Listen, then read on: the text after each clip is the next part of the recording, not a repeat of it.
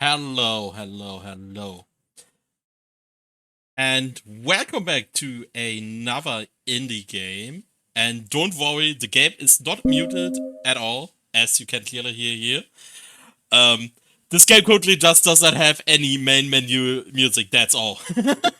So that's why it was dead silent in the pre-stream minutes.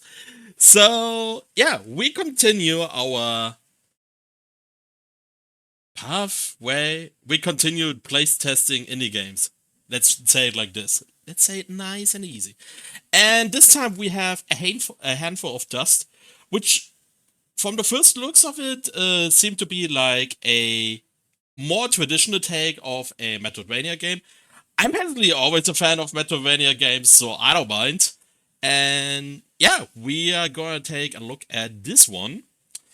And something I can also actually find out through that is how much of a weight a certain feedback of Incredibug had.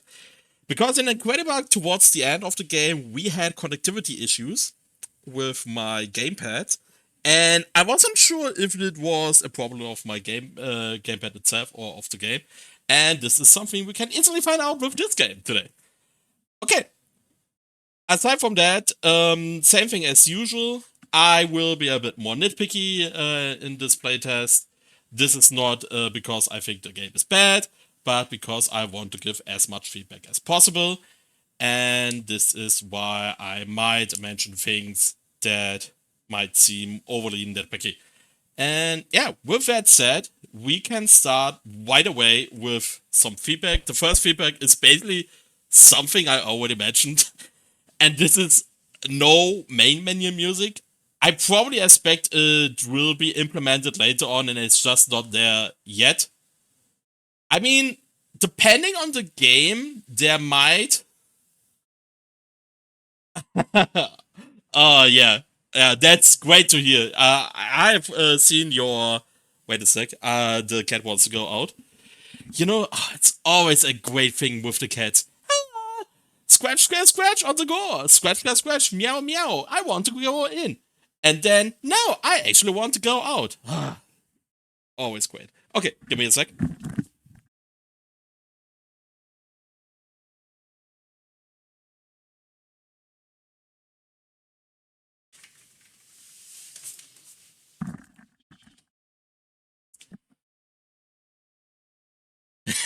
Yeah, I know the feel.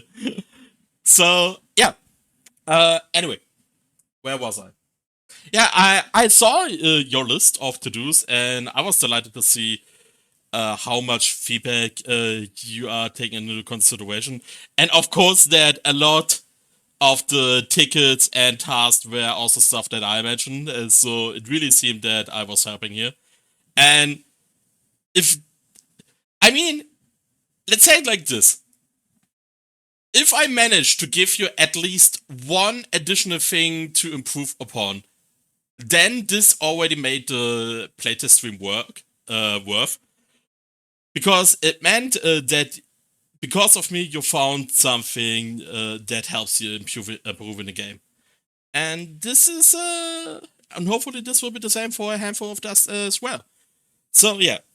Anyway, where was I? Main menu music. I'm personally just a fan of music, and I think like having such a dead silent main menu is eh, not so great, even though there might be games where it does actually make sense. A handful of dust might be a Metroidvania game with a somewhat darker tone, at least from the first screenshots I saw, and there it might make sense. Thanks. To have no main menu music. Still, if I have to choose, I still want to have some, but that might be me. Something else I noticed is about the selection of the different options here, that the frame not only gets golden, but also has that wake up. Might not be everybody's taste, like some might possibly think it looks broken and it's not intended. It was actually my first thought. And then I realized this might actually be intentional. Something to just keep in mind in that regard. So, we already have some options here. Window mode, resolution, brightness, difficulty. Kinda interesting, the difficulty selection is here in the menu. I would suggest that when you start a game, that at the very beginning you can choose on which difficulty you want to play. It also, like, I don't know how it will affect save files, where it might maybe that you want to have a save file on a normal difficulty and you're playing on that, and then for whatever reason you play something of the easier difficulty, and then you forget to switch back, and then your normal difficulty save file suddenly has the easy difficulty. So I don't know if that is such a clever idea to just put the difficulty in there. I rather want to see it when starting a new game, that there I have a difficulty selection, and then in game I have the difficulty selection. But I don't know if I want to put it outside the game like this. Okay, this is something I haven't seen yet. Auto-equip items on and off. It's by default on. That's just preference here. So I probably will turn it off, to be honest, because I want to have full control about my items. So let's see. And we got a cat pick, and this time I prepared one. Haha! Ta-da, ta-da, ta-da. So here we are. This is one of our cats. So yeah, I think this is basically about the main menu for now. Already some stuff, but not necessarily a bad thing. Just some feedback here. Okay, so we have save slots. Save slot 0 to 7 in this case. Has some retro feeling starting with save slot 0. I think like you probably want to start with save slot 1 in reality later on. A minor thing here again. They promised evolution. Progress fueled by science, by knowledge, by elementary theory. But the power unleashed could not be contained. Scholars became rulers. Rulers became wardens. Order collapsed. 20 years later, the kingdom is an echo of what was promised. The forgotten haunt, the wreckage, ghosts born of errors and betrayal. Now a stranger's coin sends you back to walk the ruins, to witness what remains, and that was a little bit too fast for me to read the end. Shame. Ah, well. So, we are here. That's our dude. Shalalalala. We can do some stuff. We can walk. We have a weapon. We have a health bar. And we have a stamina bar, actually. And yeah. So, let's... Wait a sec. Ah, this is how I'm doing it. Okay. Maybe I actually do want to start with auto-equip just to be sure. So, something I have noticed here. Between map and character, or basically every time you go to character. Or maybe, yeah. No, between map and character. There is some sort of a weird flickering. I don't know why it happens, but this is something that has to be looked upon. Also something, if you look very closely between character and map changing, something you notice is that the text actually for a short time overlays with the lab. Which is something that should be looked upon as well. In my opinion, it should not overlap there. And the flickering, of course, has to go. I kinda like, though, that some sort... Ah, it's between map and inventory as well. Okay, so it basically revolves around map that creates some kind of a weird white flickering here. Yeah. I generally like the transition of the different tabs here in general. I think it's a cool touch. but there are some slight improvements that have to be made. Like the text overlay here and the flickering has to be fixed. Okay. We have slash 70 from 20. Strikes 70 from 18. Scale B dex, scale damage 6 and 18. Crit 6%. So a lot of stuff. We're gonna see how much it will be explained later on. I can't exactly tell the difference between the first number and the second number yet. Something I might imagine is like you have a heavy attack and a normal attack, and these are the different damage numbers. But we're gonna see. Okay, so we have seen enough of the cat pick. Let's take it out and go back here. No, that's not what I wanted to do. So we also have fists, and we have a cloak that basically does nothing. Wait, just decoration.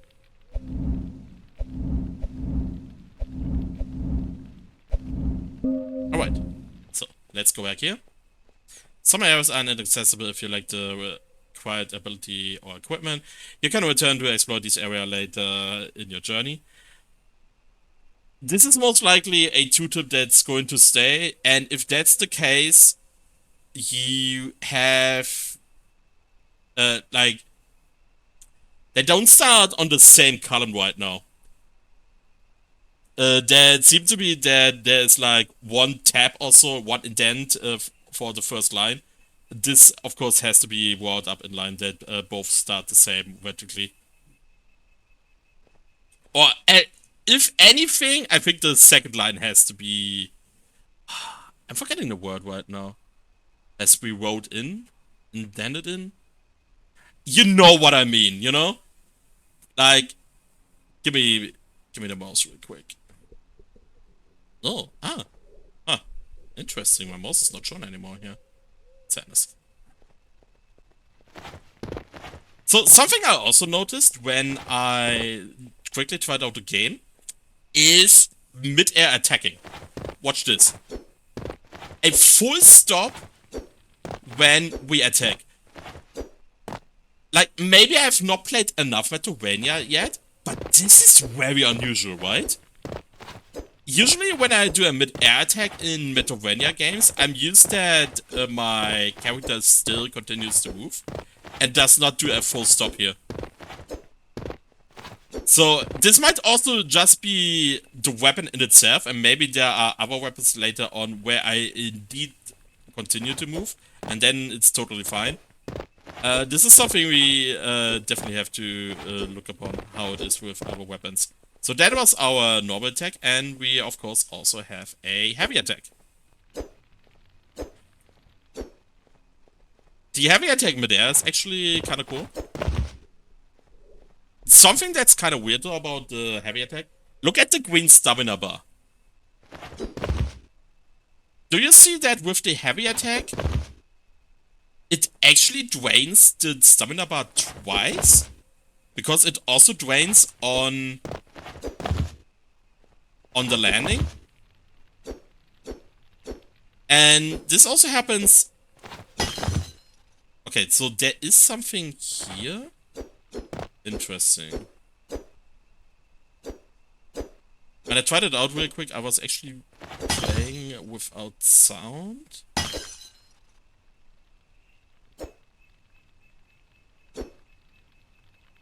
Okay, so there is some sort... there's something happening when we fully run out of stamina, but I can't tell yet what it is. So we're gonna see about that. Something I also noticed, you have a small combo here on the ground, right?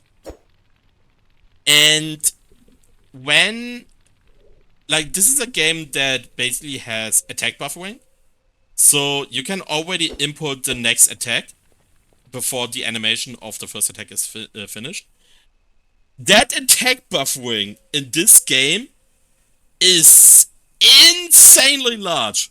Like, look at this. You see it here right now? Like, I'm pressing both attacks at the very beginning, and it still witches it as a second attack. This is something you have to be very careful about, because if the attack buffering is too large, there are a lot of unintentional attacks happening, and it feels like you don't have full control about the character anymore. So I feel like the attack buffering should not be that broad.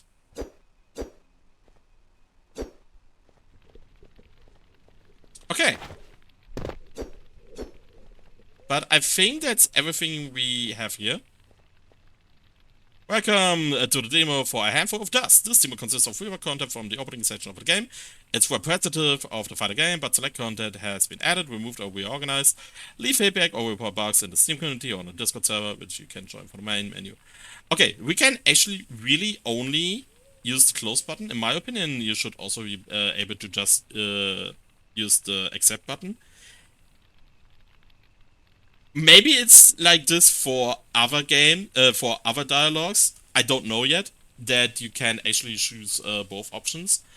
Also, if there's only one option, you should really centralize it in the second box and not put it to the right. Holding button will increase jump height. Jumping to a ledge will cause you to matter up to it.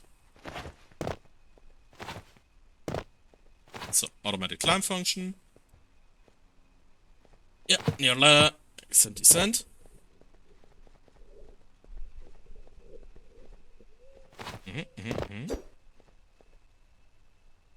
Mixer buttons presses will result in varying attack combinations of light heavy attacks. Attacking will reduce by an amount based on the weight of your current weapon. Okay, so the weight decides about that. There we have our first enemy. And I freaking love you can do that. Oh no! I actually got it. The damage rounds actually have a really nice oomph to it, I have to say.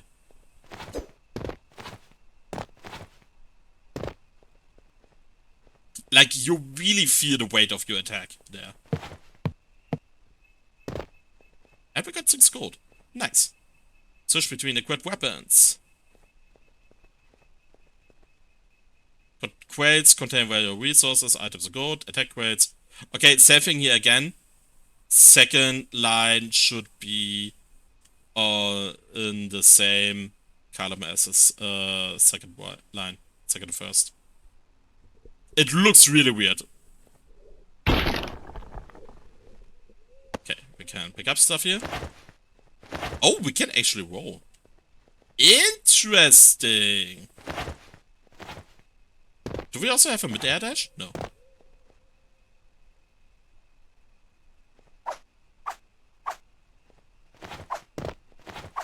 Okay, so even the fist has that mid-air stopping.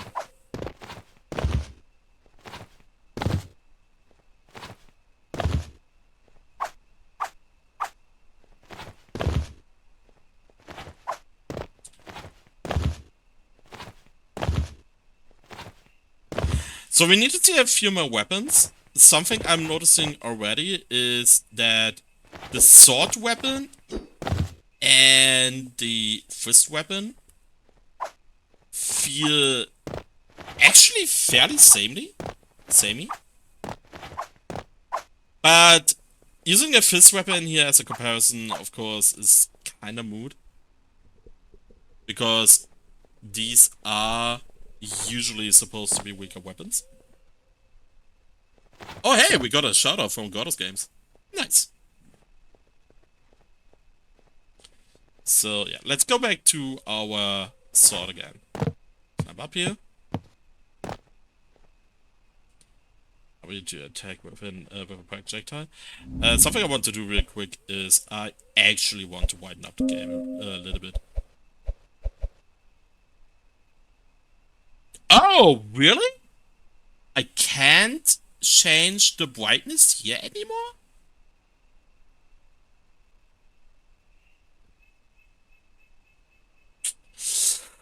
I'm actually not a fan of it, to be honest. Because, like, especially in the beginning, like, I don't want to say the game right now generally is too dark. I think it creates a nice atmosphere right now. I just for myself want to have it a little bit brighter. And this is something I can't evaluate before I actually start the game. And it really sucks that I'm not able to change the brightness inside the actual game anymore and really have to go back for the main menu for that. So that is really unfortunate.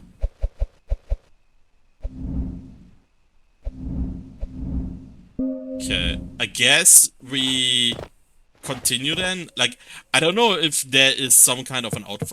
Oh, wait, we have some kind of wine timing? Can we? No.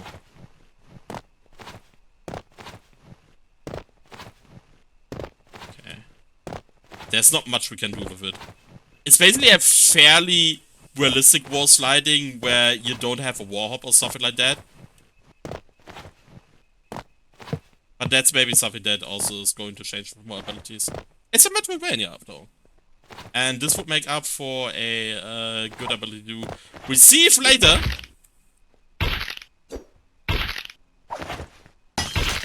Okay, that was kinda nice. That was actually kinda nice with that dodge.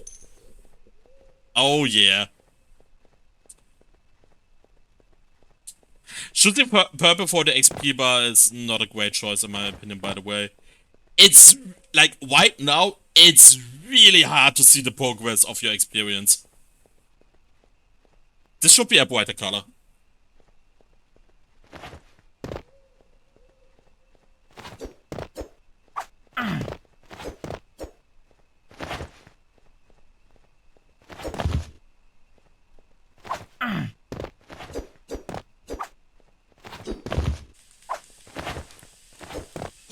Why are you so hard?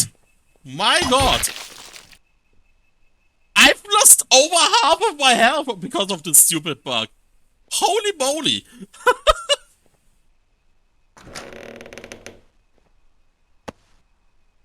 Okay, we got a large health potion. Nice.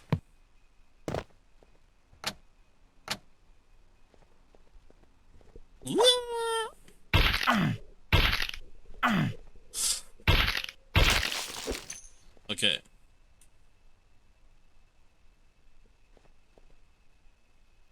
Oh, it's a heal over time. Interesting. I'm kind of getting the impression this is a Metroidvania that tries to lean in a bit into Dark Souls territory as well. Which is not a bad thing in itself, just something I'm starting to notice. The world.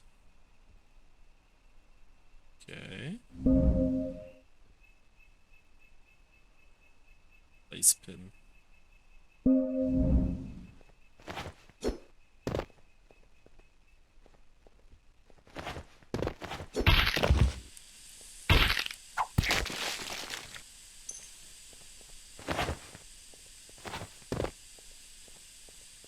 This is a game later on where combat might feel incredibly rewarding. Okay. I move down ladder to slide down quickly. Okay. Yep. Wait. Watch out when falling from gate heights. Yep! 4 damage. That's something. That's rather a Dark Souls mechanic than a Metroidvania mechanic. Drop down 1 ledges. Like, was I wrong? I feel like I've read about this game supposed to be more of a Metroidvania.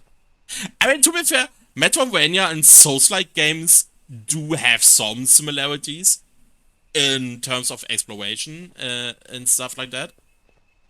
So they can overlap very easily.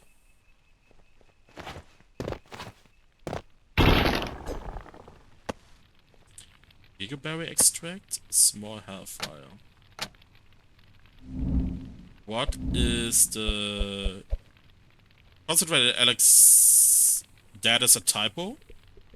It has elixir is written with an I at the end, not with an E. Of Vigorberries that revitalizes the body and provides a brief burst of energy, allowing even the most exhausted to fight with renewed vigor. But this is summoning cost of all actions for a short time. Okay. I still have yet to see the actual impact of stamina loss. So a small amount of health, okay.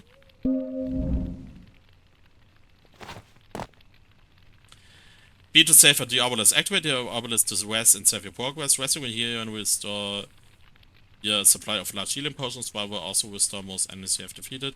While on the obelisk, you have the option to apply. Okay, this is definitely more like a Dark Souls game, right? Hold on, I actually have to look up the Steam description now. Because now I'm getting curious. Kingdom of Ruin, Word in Decay, Steel and Skill are your only hope to unravel the secrets of this classic Metroidvania adventure. In this 2D side-scrolling action-adventure, explore sprawling, interconnected world sliding into ruin where every shadow hides danger and every path conceals a secret. Armed with steel and determination, you battle relentless foes, master fast-paced 2D combat, covered in paths, test your skill in a classic Metroidvania adventure.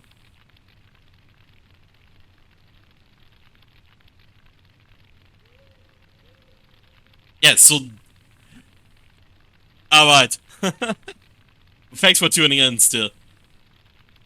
Okay, so they are actually describing it as a Metroidvania game. But so far, it actually felt more like a Soulslike game, in my opinion.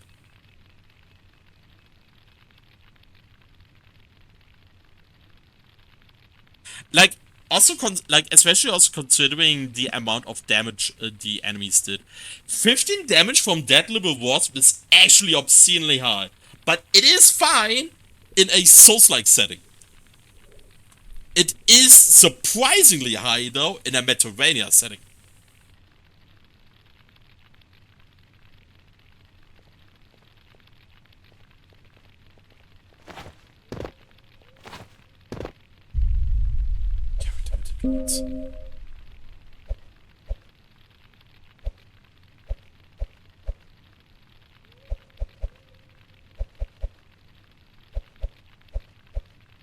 Increase attack damage for Skunk weapons. Projectile moves, we then take damage for. Yeah. Character attributes, yeah. Okay.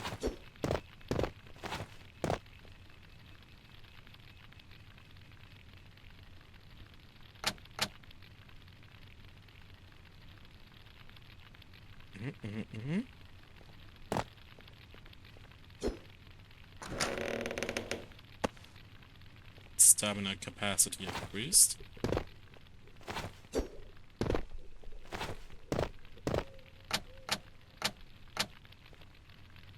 I would use another object for that. Like, just a simple purplish ball-like object does not feel like a permanent upgrade when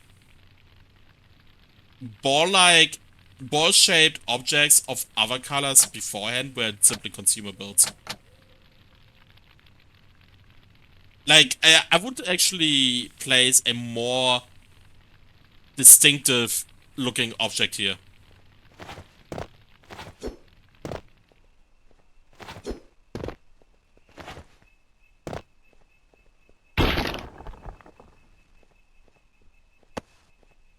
Throwing axe. Wait, can I go? What?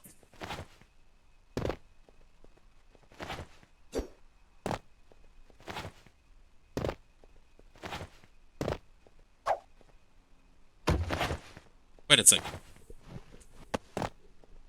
Okay, that's actually kind of cool. I really dislike the fact that you are unable to directly return to the first obelisk here.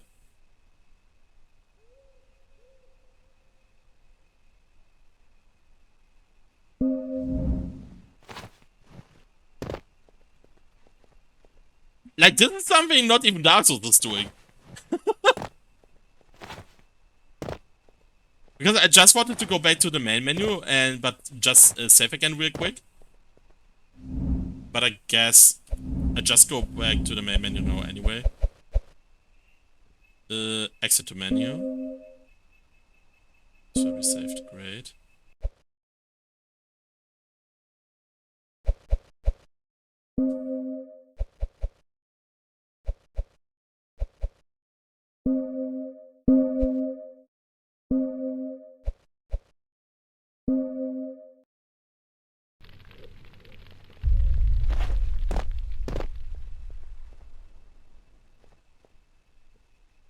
Is it better now?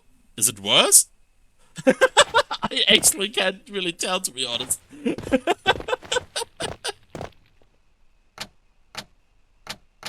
Oh, I kept the axe. Wait, so it also has an autosave function.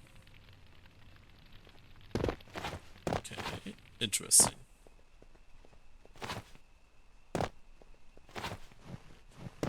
Can go up here. Still, I really would like that you are able to go back to the first obelisk right away. I assume I get like some sort of a double jump or increased jump ability fairly soon. But this still sucks. Bow dodge. Yeah.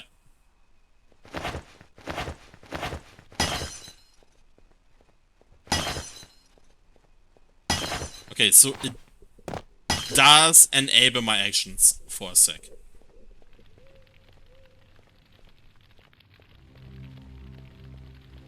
The troll.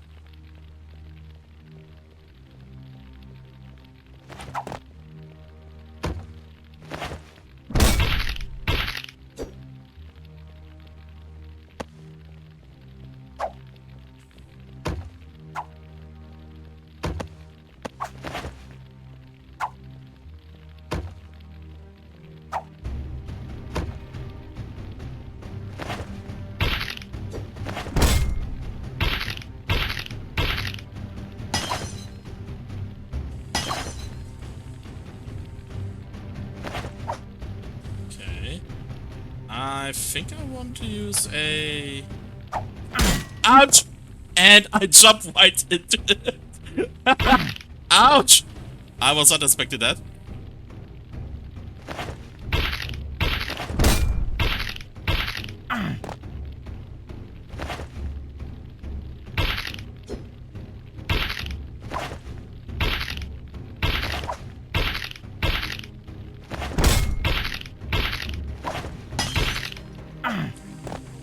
That hurt.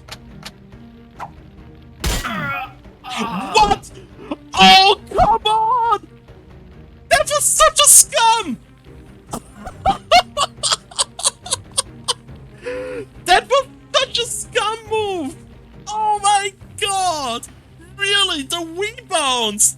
Oh.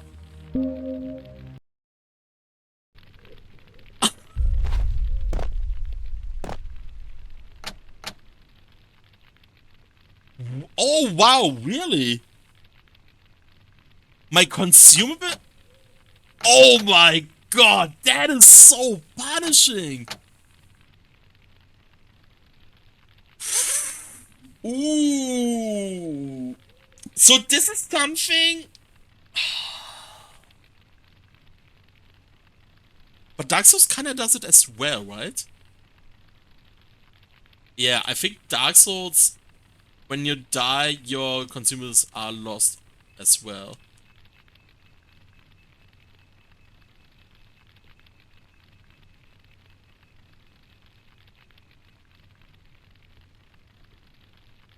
This game actually has the thing about the description. Like, there has to be some mention of this also going into the direction of being a Soulslike. Because right now, it definitely feels more like a Soulslike than a Metroidvania to me. At least in the very beginning.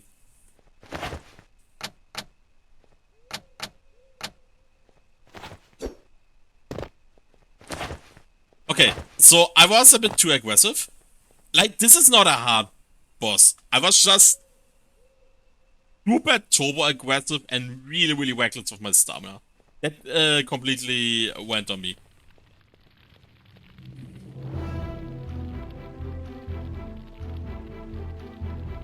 Really? The music changes?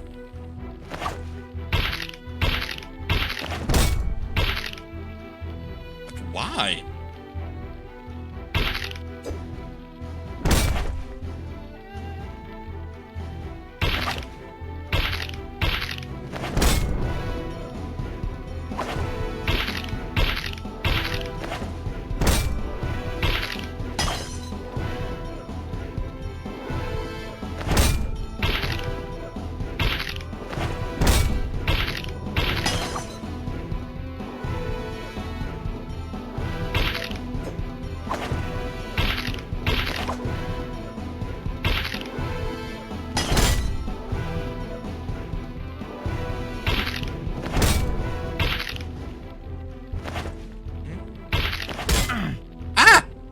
You attacked?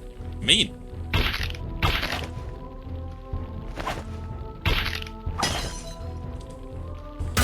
Ah, damn it, I was out of stamina here.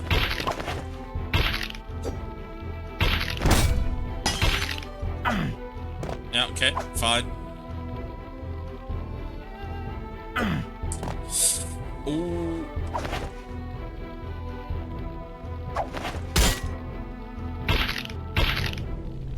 There we go. Level up. Okay.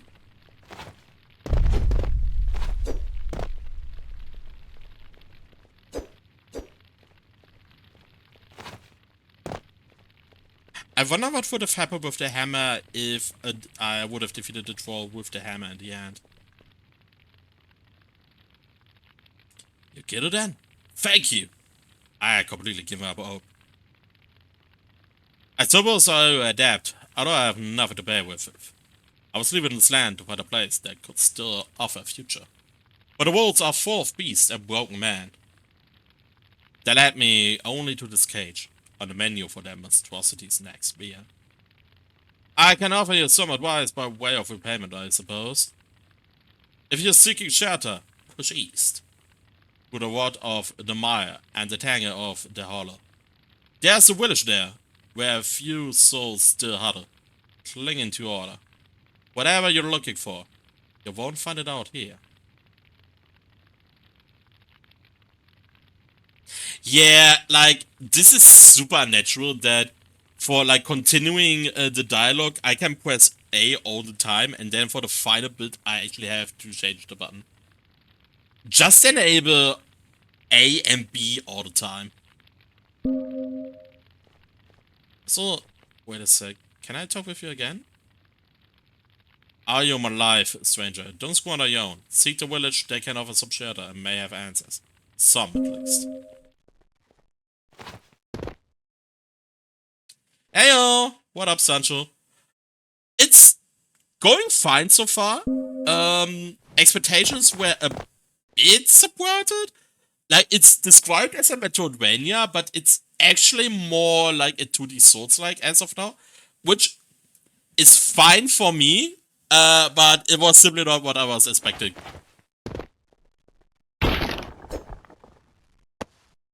Timber, 2 times. Okay.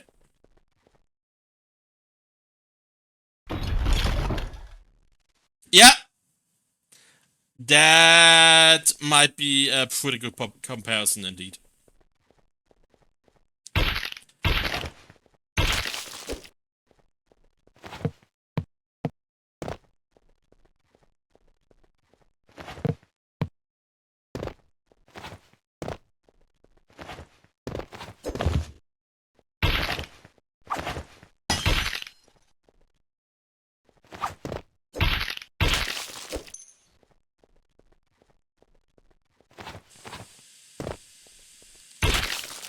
Stupid bug. I lost half of my life on the bug the last time.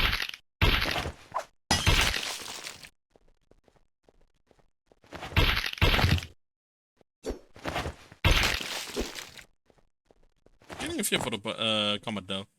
Wait a sec.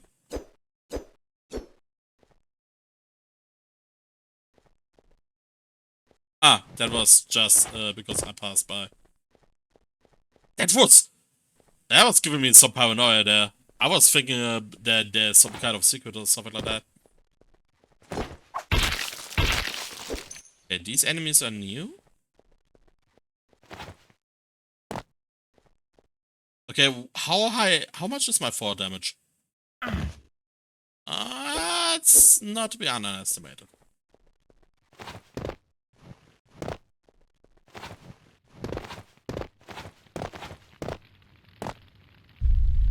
Okay, character attributes. I actually need more stamina.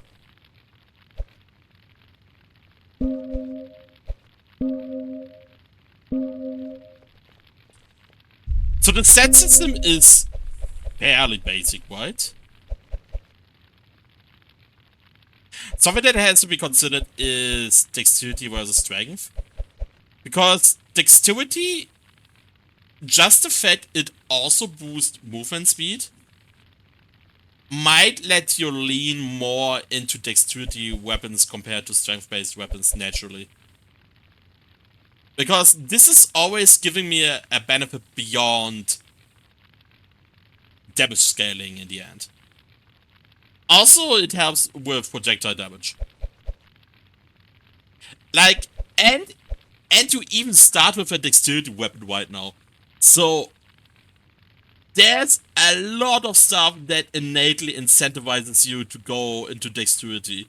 And if you start going into dexterity, going into strength later on is actually a tough call.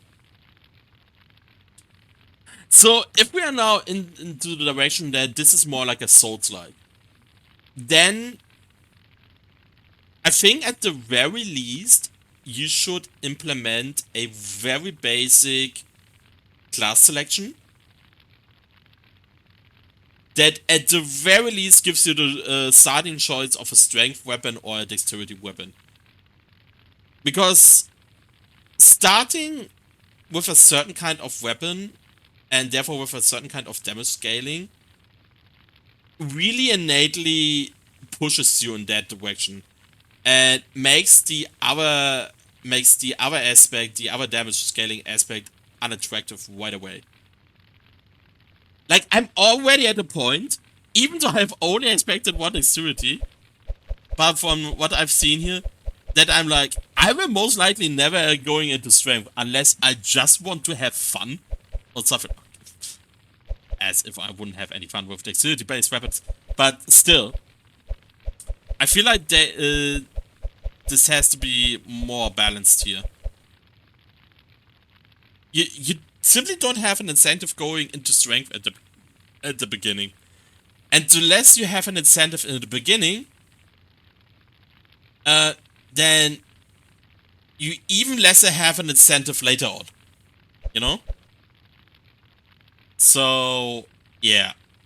This is something that has to be adjusted, in my opinion.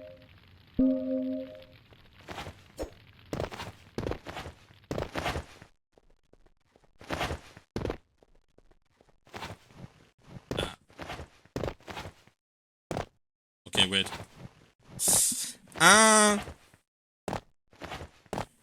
Yeah, the wall slide can actually be a bit clunky here.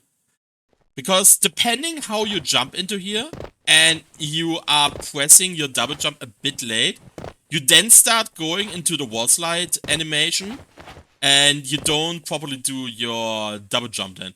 Which is basically what happened to me here right now at the very beginning. This is something that has to be looked upon, in my opinion.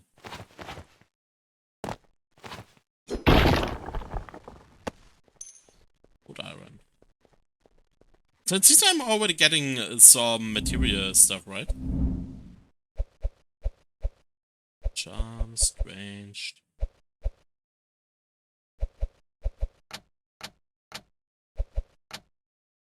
Consumables. Ah, here, materials. Upgrade material. Maps?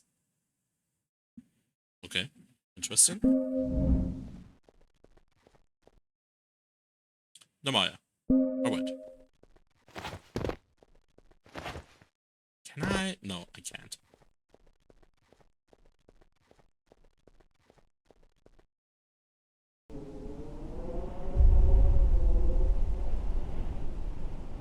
Ominous.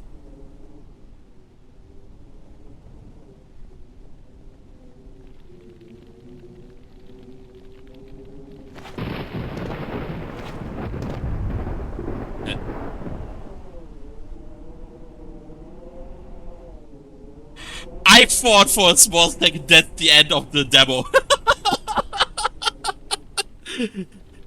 That would have been a short stream. Oh!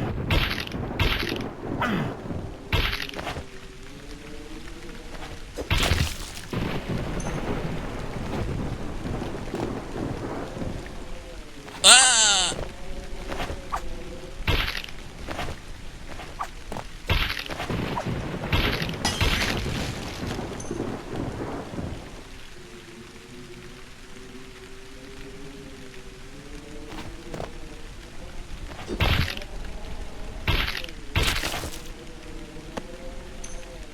Nice.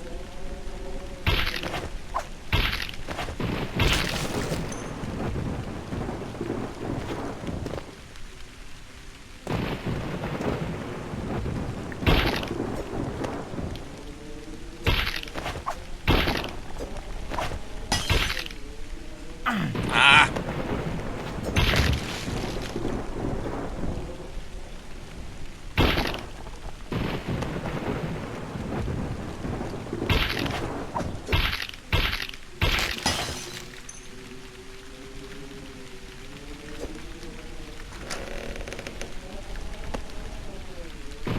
Oh, we got a new weapon.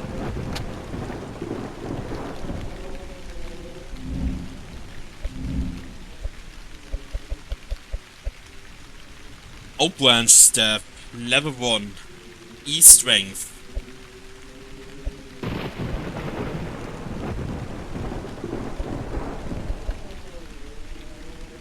Okay, now I'm slightly more incentive. Oh, wait!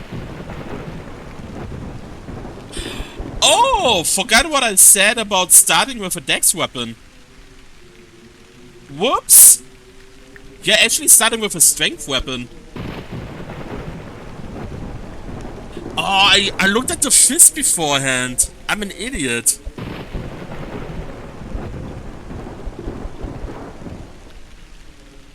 So okay, so this actually kinda... This actually kinda changes my opinion somewhat. Because you are starting with a dexterity weapon and with a strength weapon right away. I still think it would be cool if strength gives something beyond the damage scaling to even it out a little bit with dexterity. But it's not as bad as I initially thought.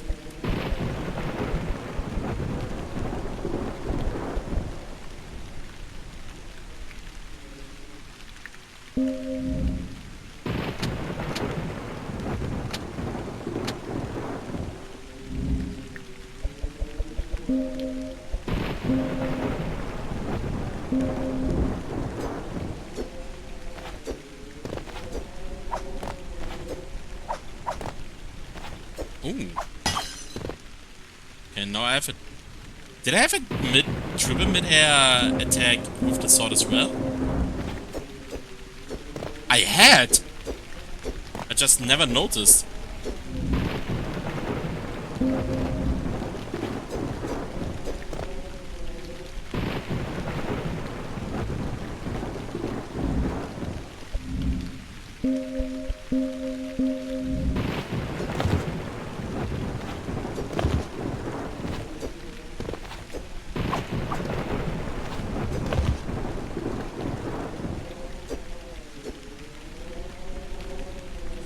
Okay, now I might have potentially a problem into the other direction.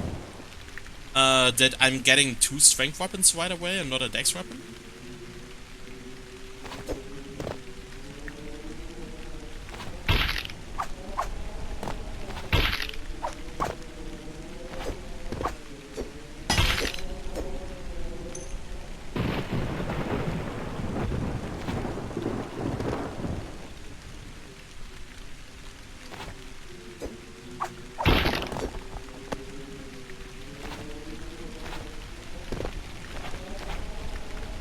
Okay, at least here I can reach it now.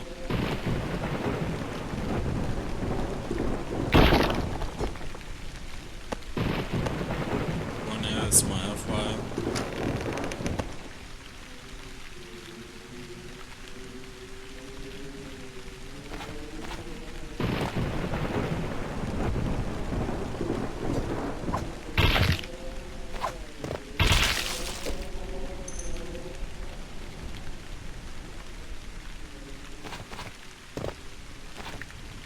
Something that also has to be added, like, is the fact that you need some sort of indication how much experience you get from a certain enemy. Like, right now, you basically have to look very carefully at your experience bar to get some kind of indication. But aside from that, you have no idea how much experience a single enemy is netting you.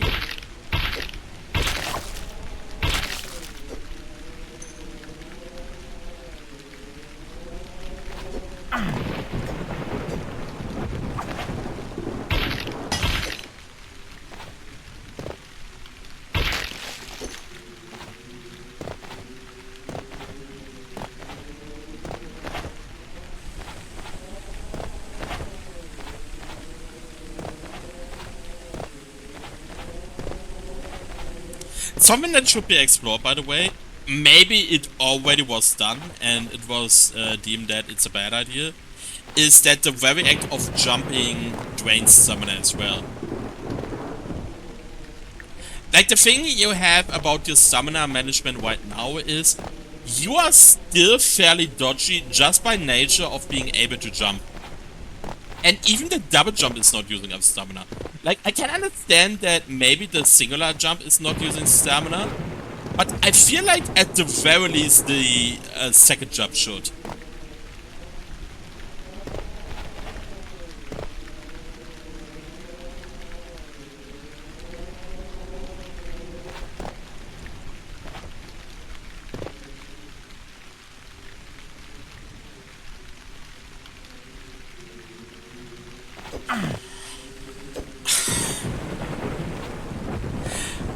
I don't know. Wait a sec. Okay, so the game is at least pausing it. I don't know what it is about these stupid plant enemies that it is so freaking easy to just run into them. Like, I mean, maybe it's intentional, but my god, does it be annoying!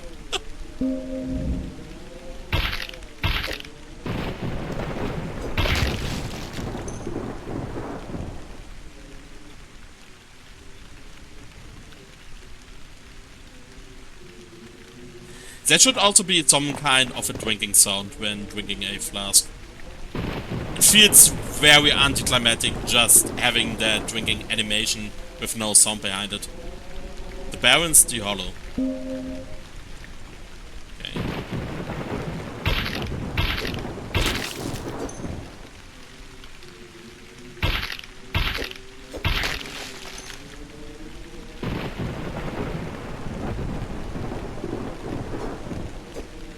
Okay, nothing we can do here.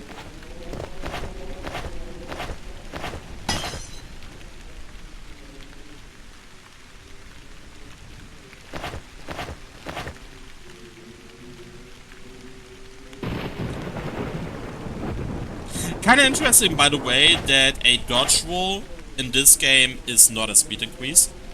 It's not like a critique or something, just something I'm noticing right now. Like, you are very used to, at this point, that rolling is a small speed boost. Like, I don't mind it, because, like, especially if you do want to run in such a game, I always kind of hated the idea that you had to spam roll all the time and managing your stamina like that.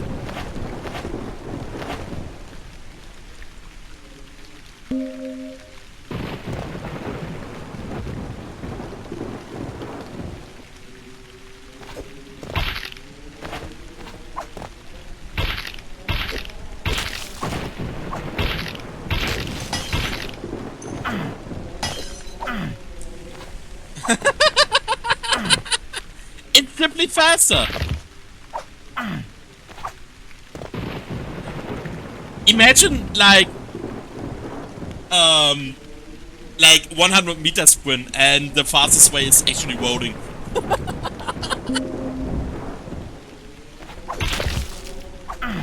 Oh my god.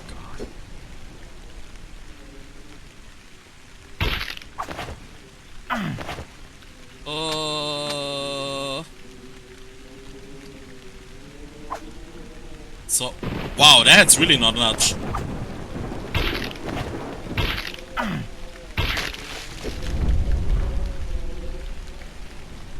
Interesting.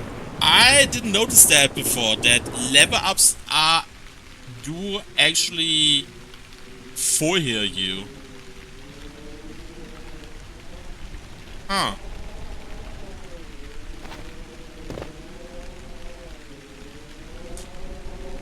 Like, something I'm also starting to wonder, because I can't really tell how much XP one enemy is missing, is giving, if the amount of experience I need for a level up is actually increasing. Wait, I think I can actually check that, right? Don't I have... Yeah, XP 0 to 400. I think it was 200 before. And like with this, I could actually find out the exact amount of experience. Huh.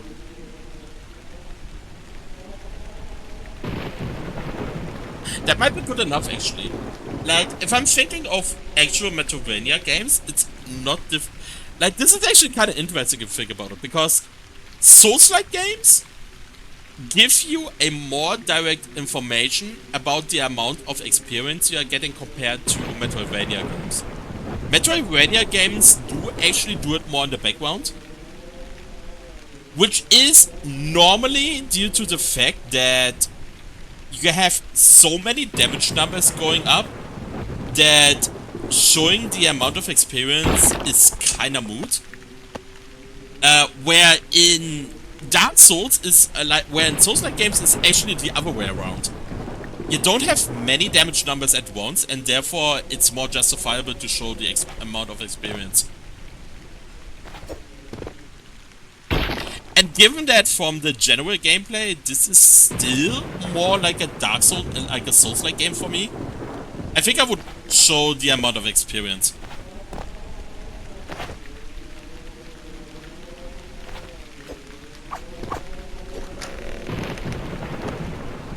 $4x.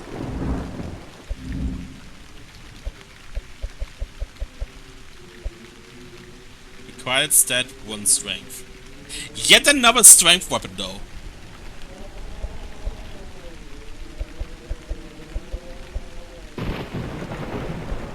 Slash strike. Okay, so this is scare damage 24. Okay. Ah, nice.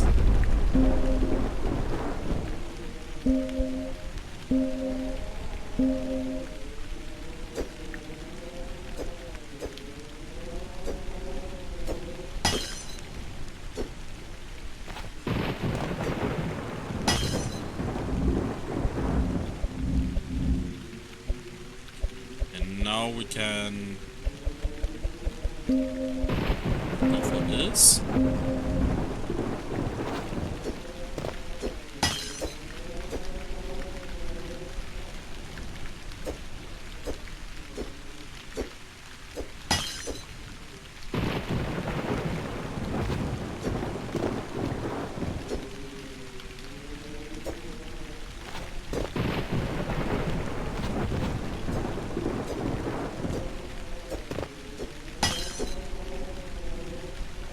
So this does not have an actual stop to the combo.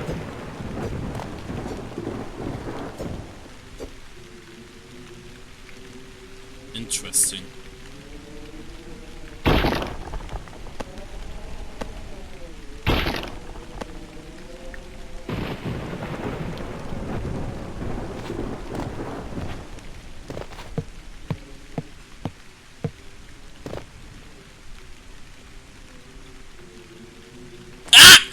Oh, come on, these stupid hands, man! Ah!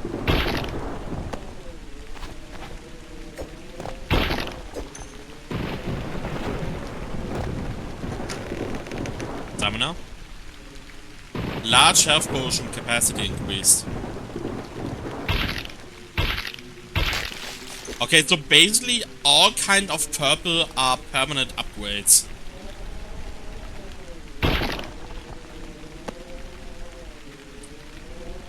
I mean, yeah, but I still think I would, like, A,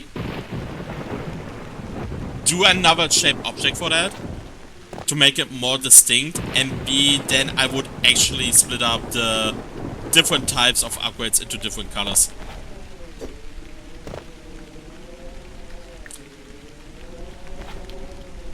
Ooh, yeah. Almost forgot about the fall damage.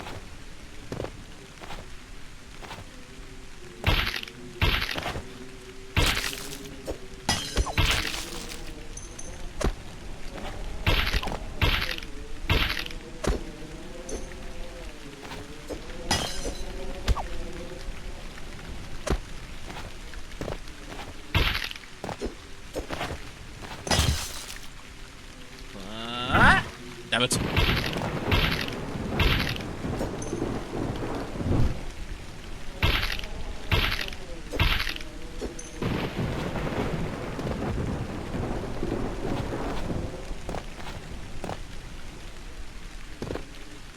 Oh, wait. Oh, I can. Okay. I just thought when I'm simply falling down, I'm actually losing the ability to double jump. When did that happen again? Wait a sec.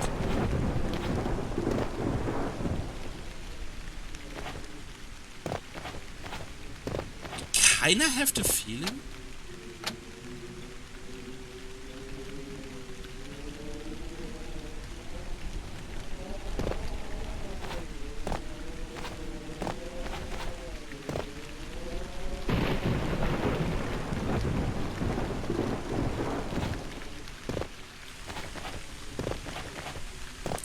I kind of feel like this ledge should let me stand longer for a little bit wider.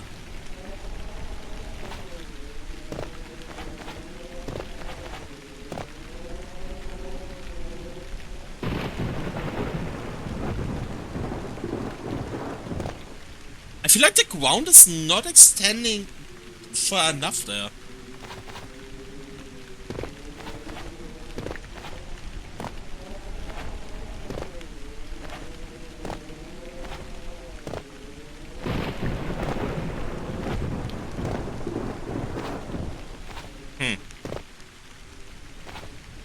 I'm not entirely sure though, but I felt a bit weird. Like, why? I had the feeling that I was falling down a tiny bit too early.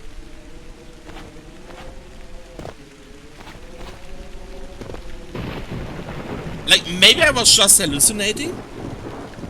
I'm really unsure about that.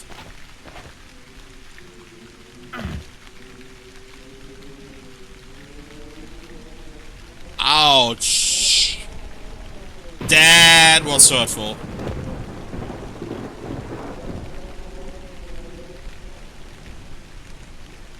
Oh, that is...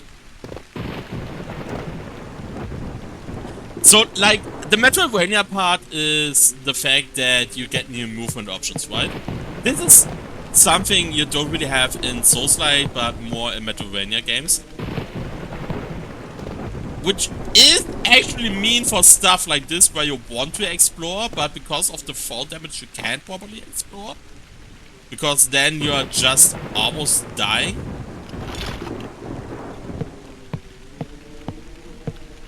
Huh, interesting.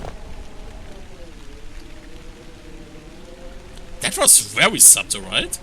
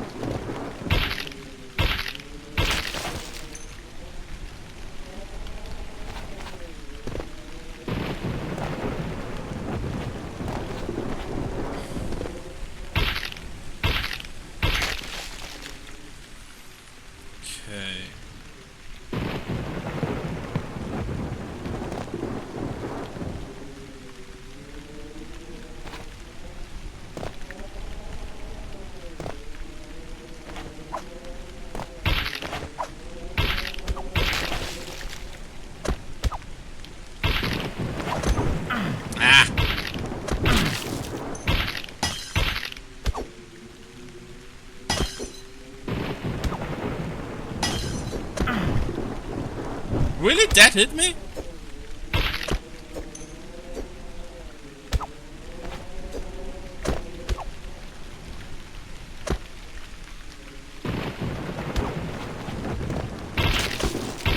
Ooh, nice quit.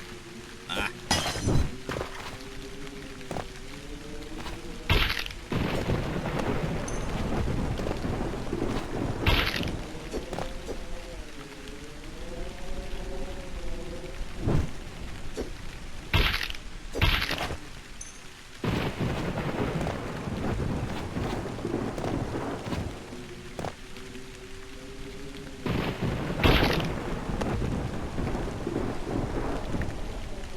Oh my god, it's getting hella dark in here.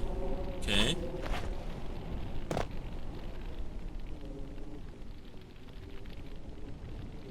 Wait a sec.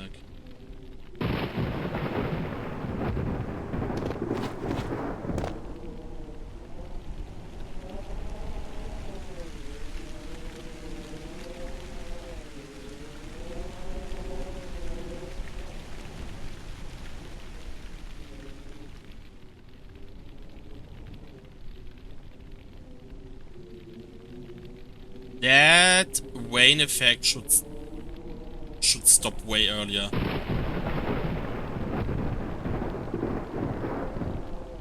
That's a bit too deep into the cave.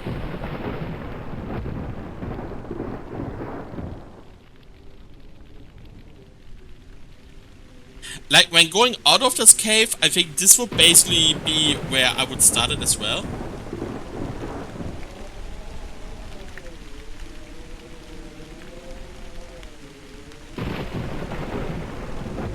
But going inside the cave?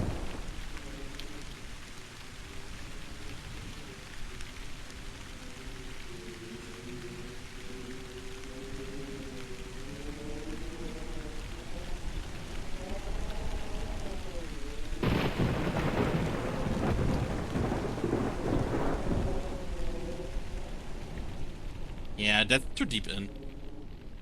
I think, like, the threshold for both should be really here. And not just, starting in rain again. Oh! Wait, what? Okay, wait.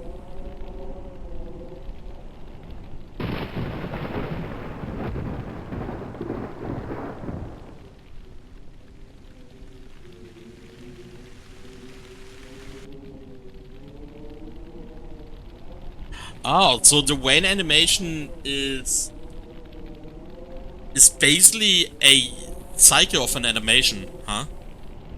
And it has to undergo the full animation before it stops.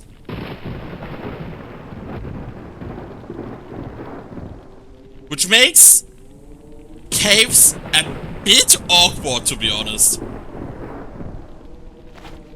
I feel like that has to be optimized.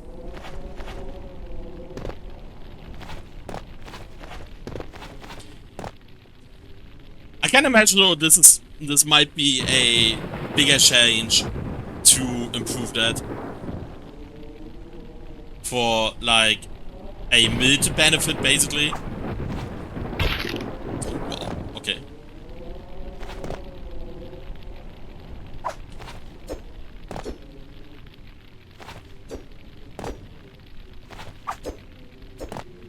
Wait a sec. I can actually cheese these enemies. I just realized. Give me the staff.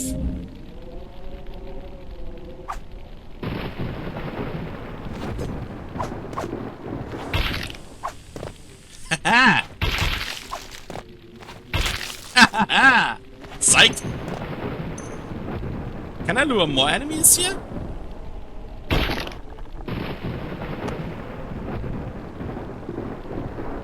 So I kind of want to keep up the staff because it has that up attack, which is really helpful for places like this.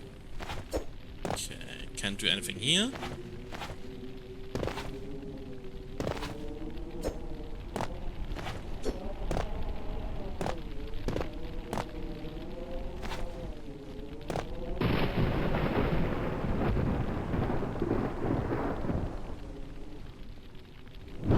Oh, that's just the reflection of water. I did not expect that in that game.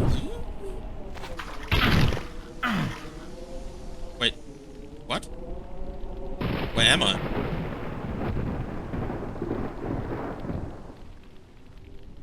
Oh boy, I softlocked myself. Nice.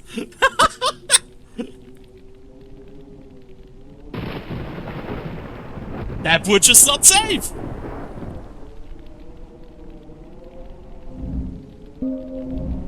Well, well, well.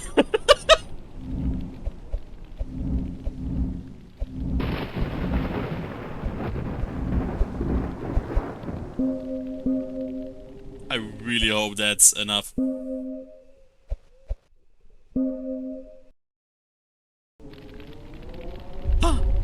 Perfect.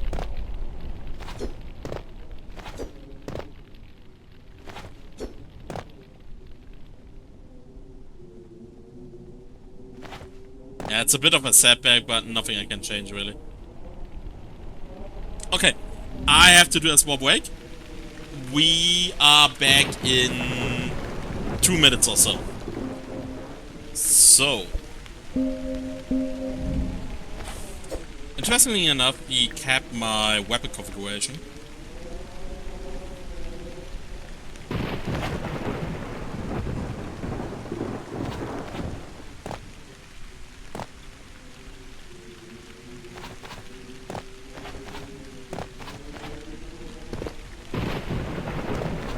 I mean, we can explore what's up here, right?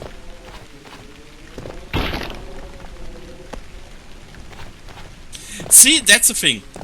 The cold iron from the consumable, because it's only a somewhat brighter purple, I actually thought right now that I have a permanent upgrade here. But that was not the case.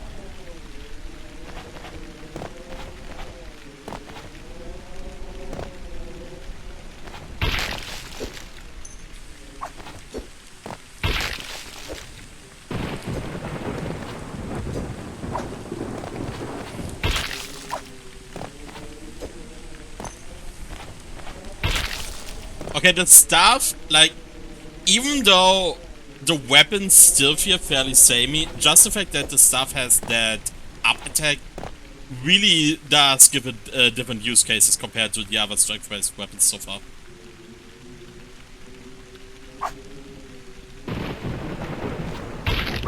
You can cheese so many enemies here with the staff. Ah, damn it.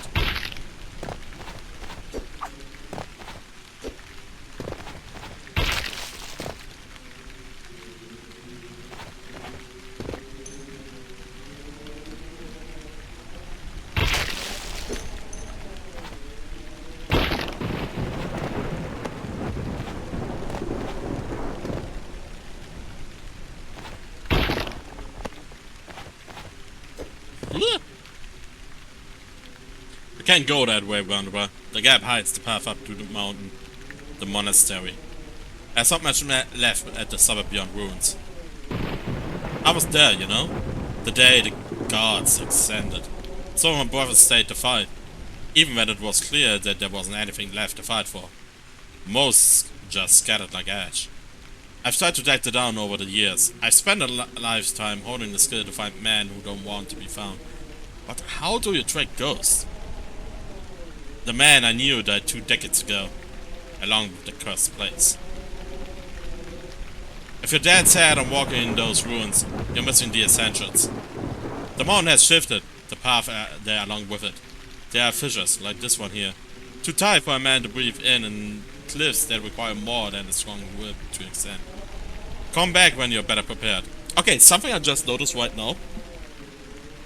There was initially the finish button, the A button, and then as soon as the text was complete on the last message, the A button disappeared and was replaced with the close button.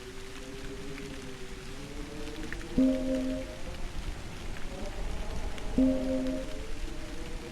go that way. Also, there's no reason to not show the back button here already, because you can clearly already use it. It's just not shown.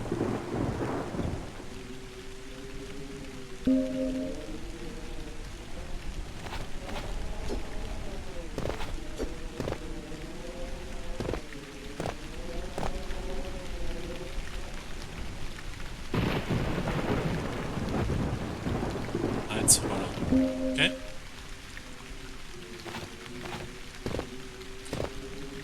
No, I had the feeling again that I fell down too early. Something is up with these ledges. And that's actually really important for a game that has fall damage. That ledges like these have to feel reliable. Whoa! Stone skin drawed. Oh shit! Okay.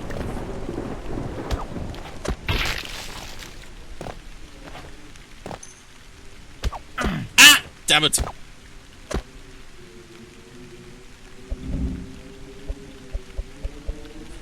Root from pulverized element is mountain walk. This potion has consistency of color of liquid zone. This is damage taken from slash and strike attacks. That's a nice thing against bosses. Haha!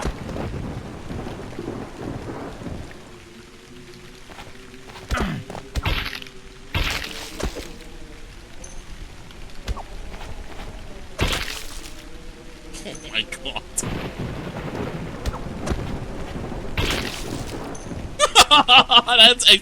that's actually kind of brutal, not gonna lie.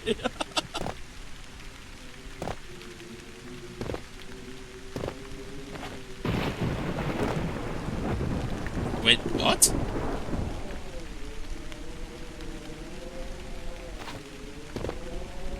Huh?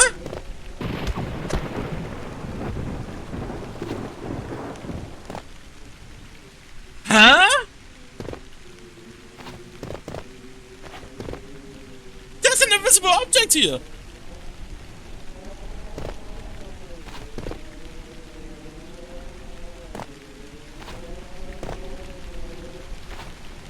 Okay, so here as well, right?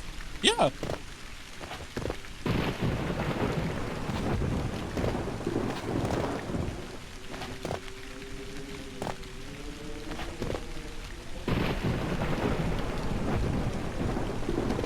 Okay, that is actually kind of whack.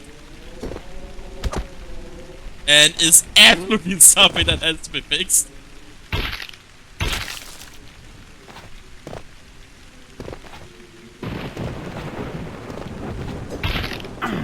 Ah.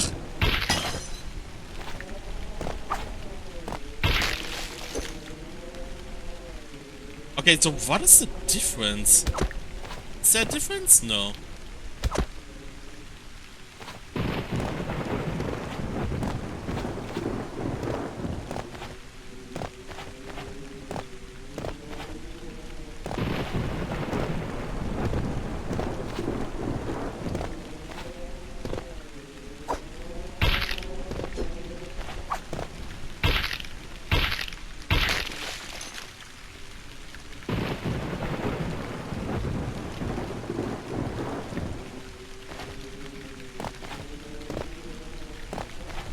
And now I want to check every one of these to see where else it is bugged.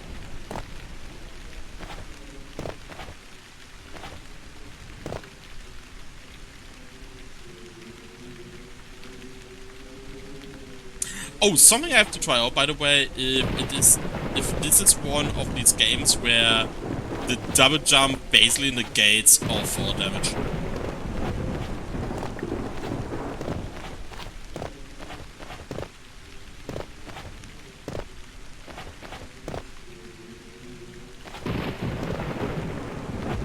That platform should not be solid from the ground.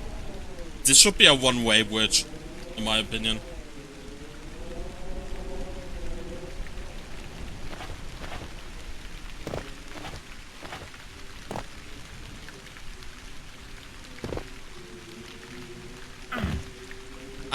interesting. So after a certain height, you are entering a falling animation that seems to disable the double jump, if I've seen that correctly.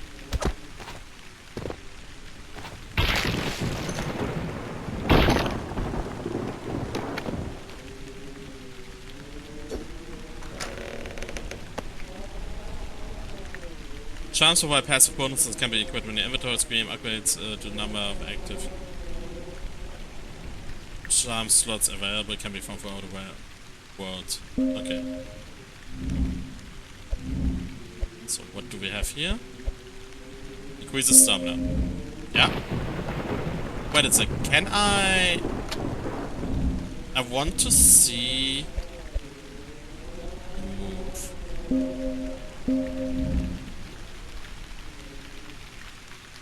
Okay, it is white here.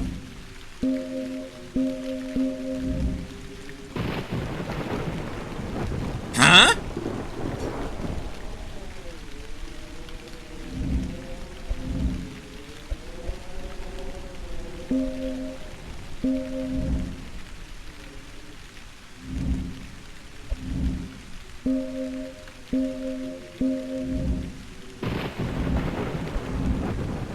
Wait a sec. Stamina, 77. 72. Okay, first things first, I would absolutely write +5 stamina here, not just increase the stamina. So the bar does not extend, huh?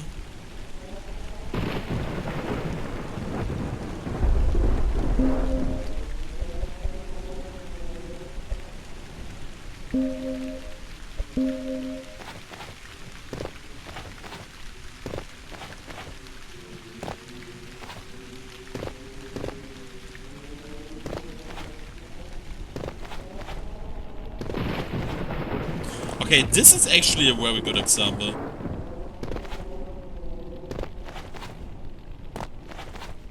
I really do feel that this position should still let me land on the ledge.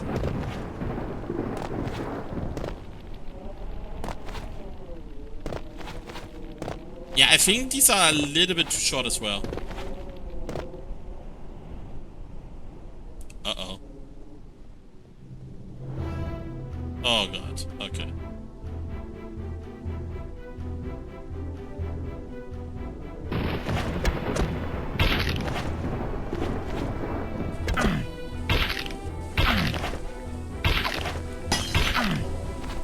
Oh my god, that damage.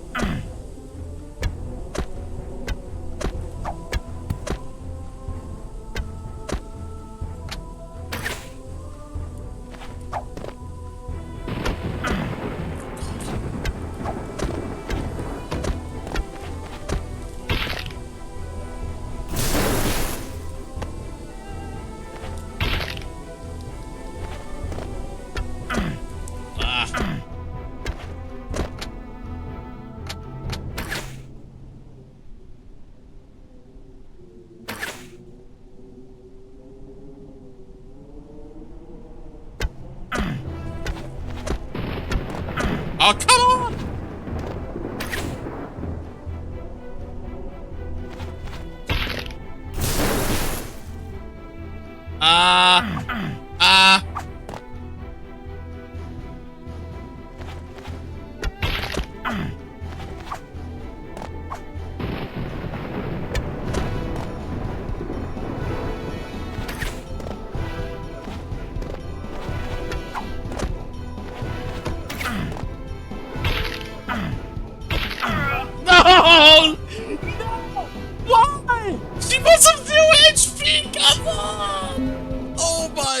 god, I lost so much.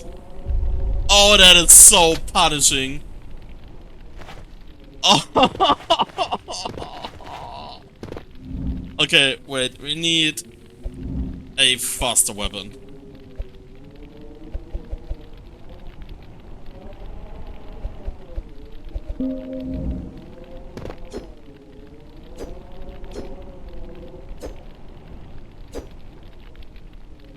I think that might already be enough, right?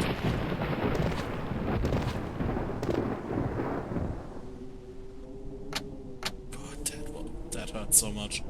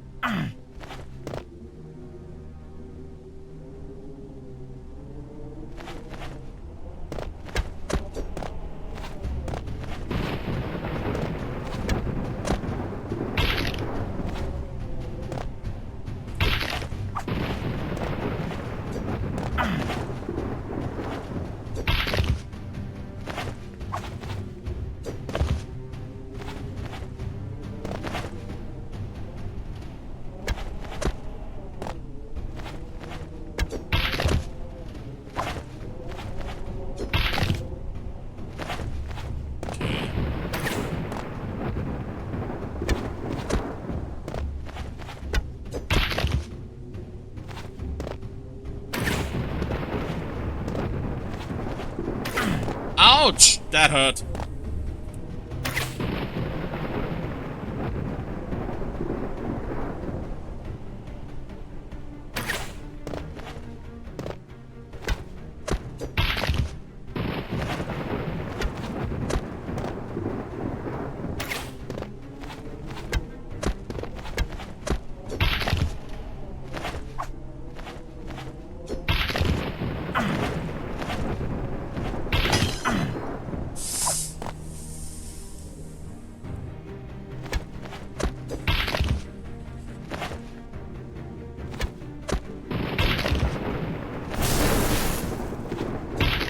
Okay.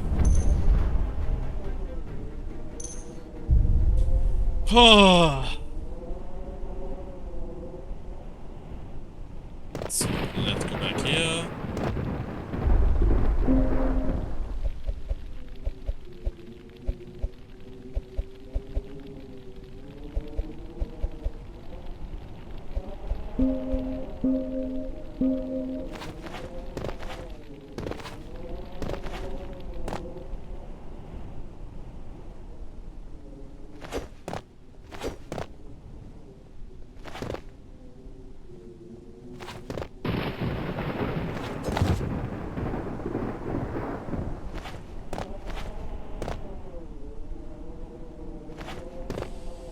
Cool.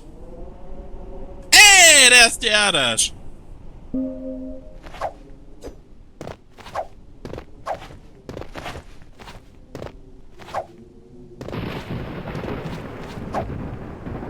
I can only add dash once. Okay.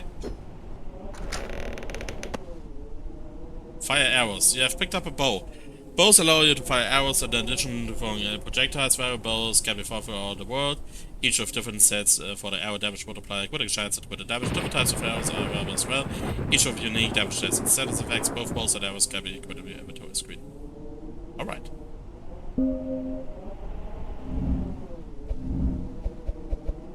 Short bow, base damage, 1x, crit chance 5, 1.5, 6 arrows.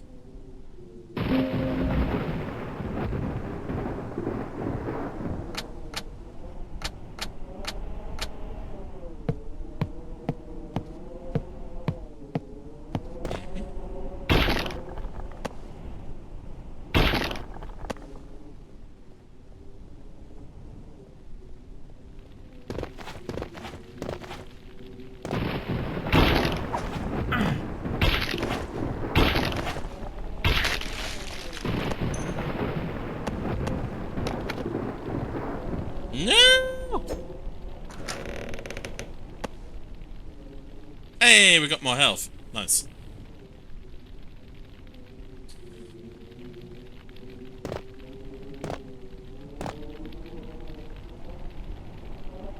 Ah! That was mean!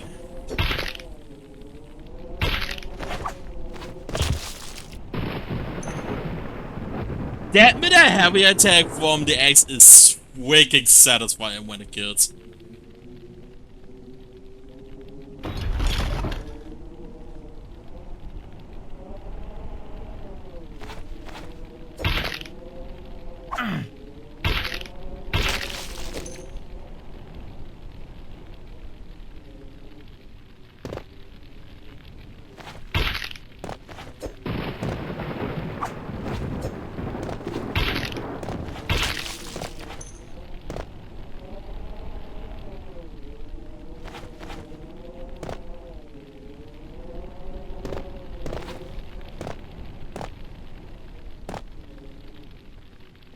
Okay, we're here again. Ah! Okay, so here's the ominous witch.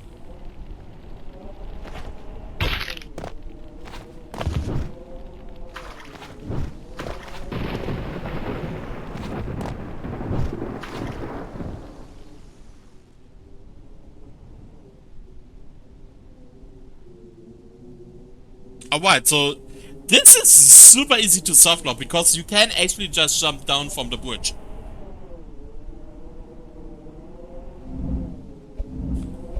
This should not be a one-way bridge.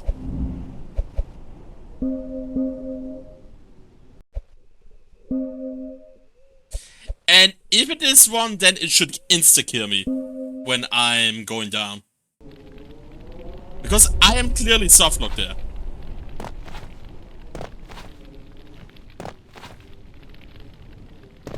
The hell?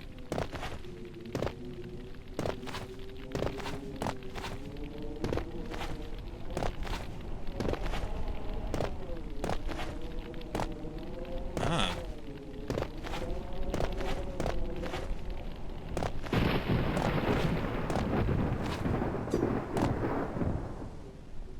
So do I have to go again? No.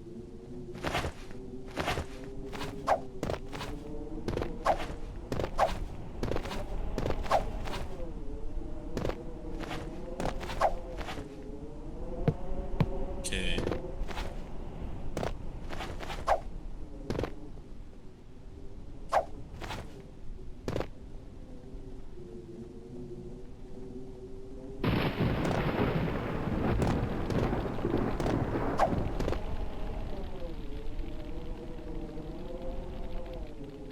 Oh, really? That one stayed dead. Interesting. I mean, they said most enemies will respawn, right?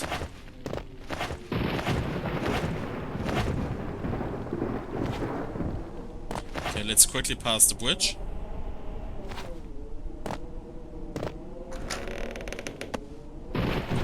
Restoration charm.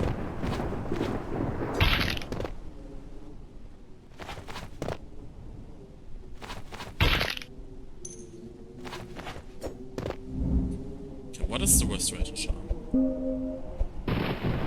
Restores any projectiles or consumables used during boss fight upon respawning if you are killed. Oh my god.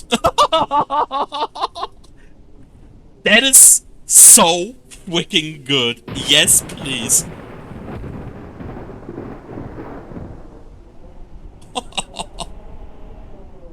I wonder if that is the kind of charm you want to give out that early. Like, I love it. But man, like, you actually felt like something was more at stake due to the fact that your consumables and projectiles were gone in a boss fight.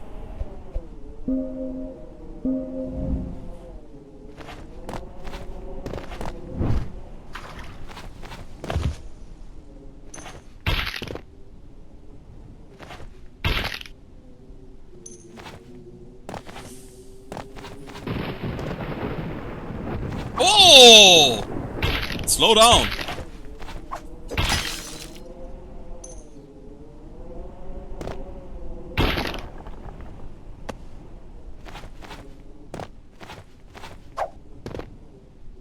Nice.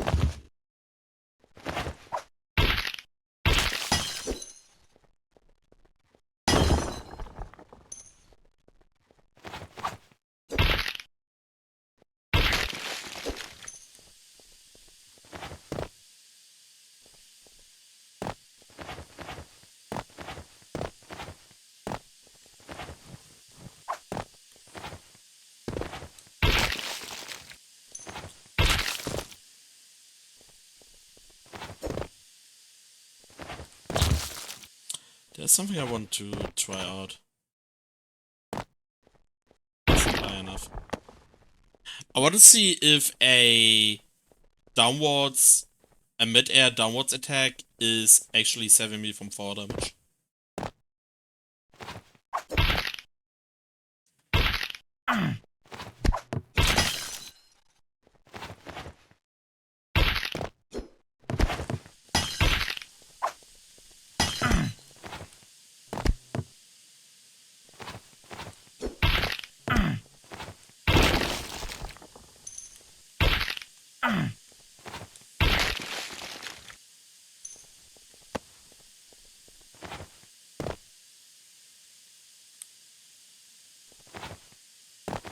Is that high enough?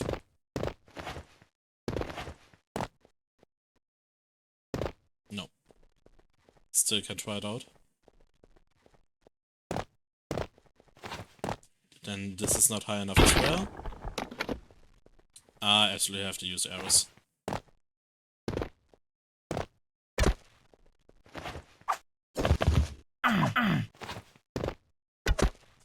God! Are they slow? Oh my god! Am I dead?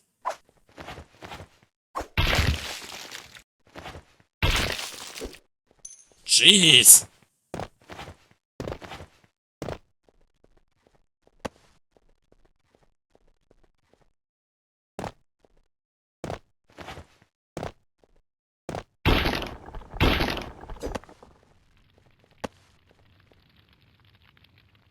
Greetings, wanderer. Fine day for trade, isn't it? Have a look at my wares. You will find better merchandise anywhere in the land. You never know what might come in handy here. Blah.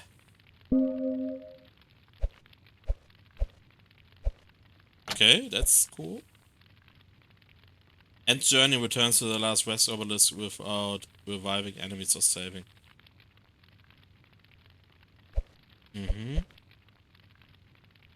Root nightshade. Potion brewed from rare mountain mushrooms, which are highly ingested in great quantities, provide protection against both magical assaults, spells, and substances. Besides this required to advertise, it means the protective effects are fleeting, granting only temporary resistance. Okay.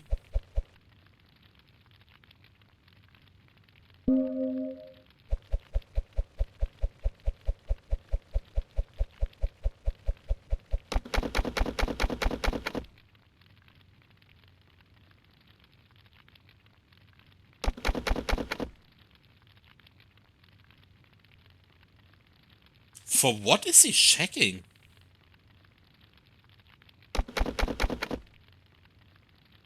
So this costs 100 gold, right?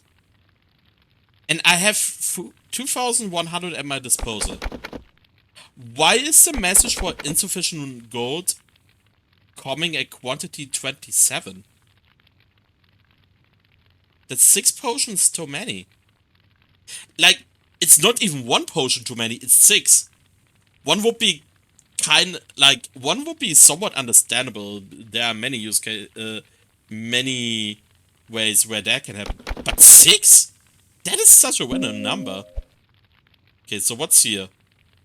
Normally I should be supposed to get 6, right?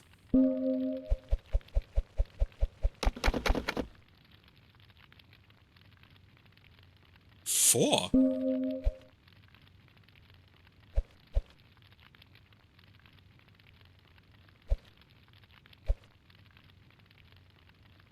312 is a very random number. And this is one too many. No, that's actually two too many. 625 should be 3. That's one too many. One too many. Something is not adding up here. Let me buy one health vial. How much gold am I actually losing? 80. So the costs shown are wrong.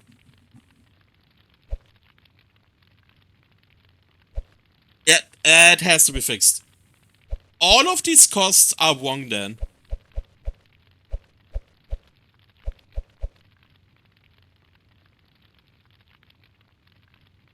I'm honestly confused. Like, how does that happen?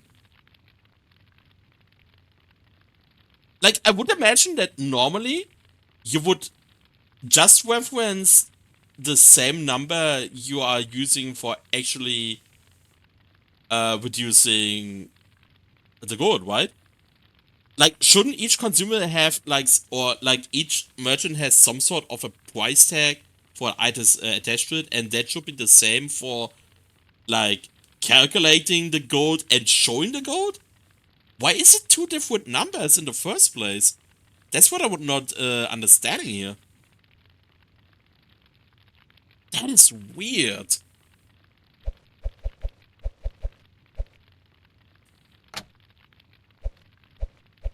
So, what do we have here? So these are most likely wrong then as well, right? 31.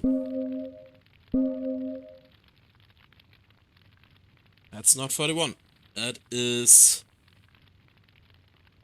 It was 84. Okay, no. Give me another one, so I can calculate it easier. 25. And what's here? 25. 20.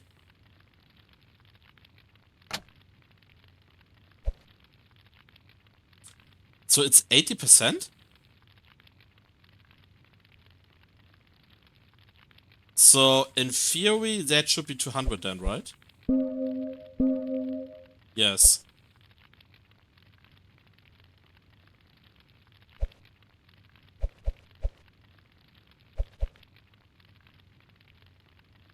So basically on the price shown, for whatever reason, he is showing 20% more across everything, apparently. Why? That is absolutely wild.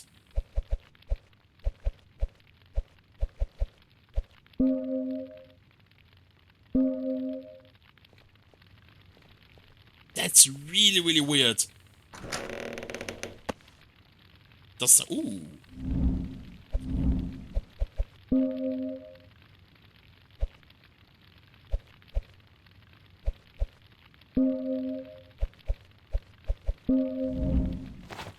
So basically everything costs 5 more stamina now, huh?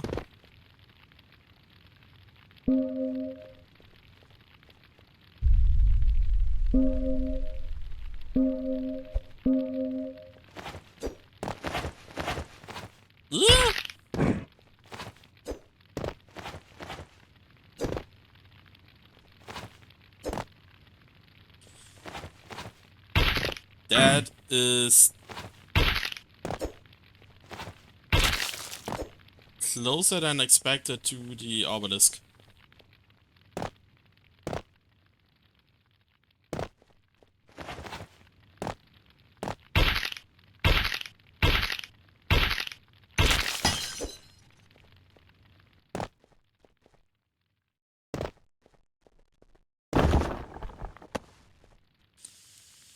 Slave.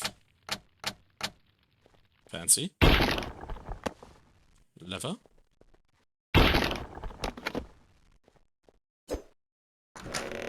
Sadness. Health capacity increased. Nice.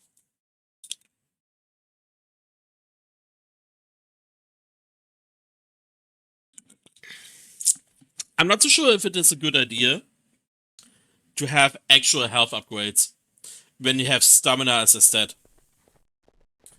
Because when you get natural health increases, it kinda disincentivizes you to go for stamina even more.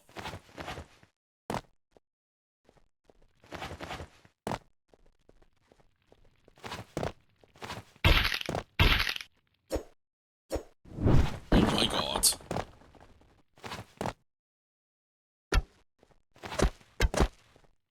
God, that damage was pitiful.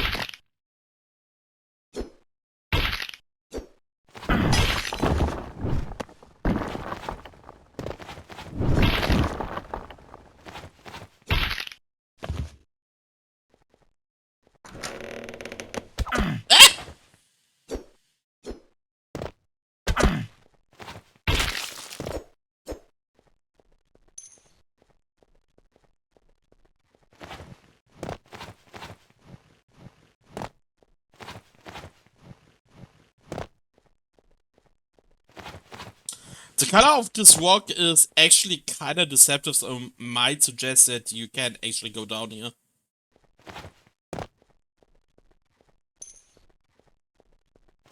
Oh my god! Oh my god! Ah! Ah! That should be in place!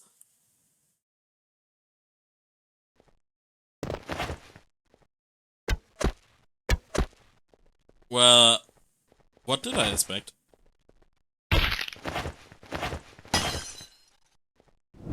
Ah!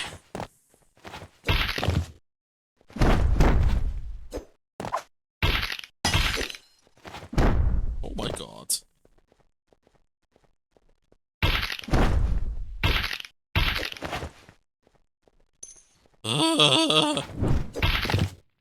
Quit! Let's go! Aha! Okay.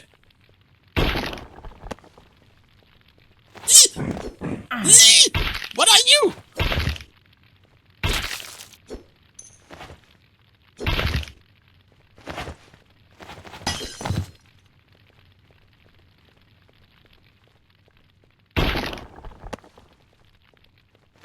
And why are you gone? Ha! There you are. Why can't you go outside the screen? That's mean. The cavern. I feel like I want to go back first. And now all the enemies are oh no! They're still here. Great. Ah, there was nothing here. Sadness. Okay, then let's go here.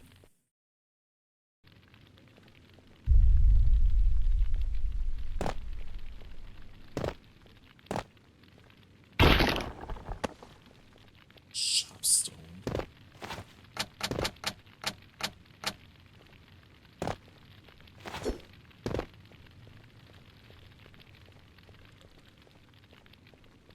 Kind of reminds me on Metroid here. When getting the speed up. Wait! Where are you coming?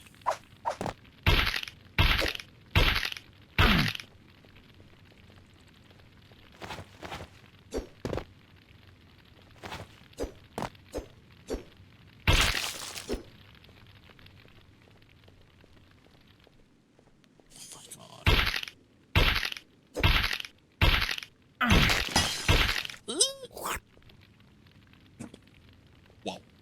That was not the noise I was expecting here.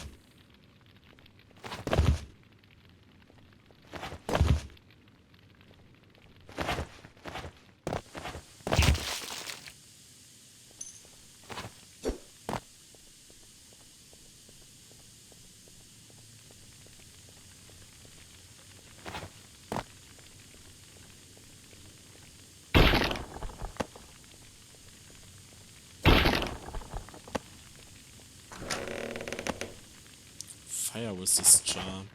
I have the feeling that it might come in handy.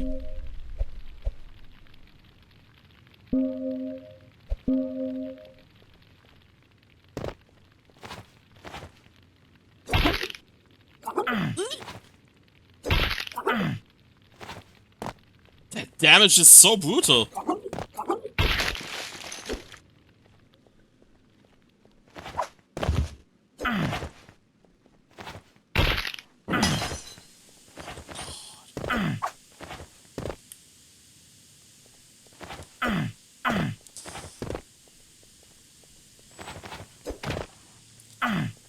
What?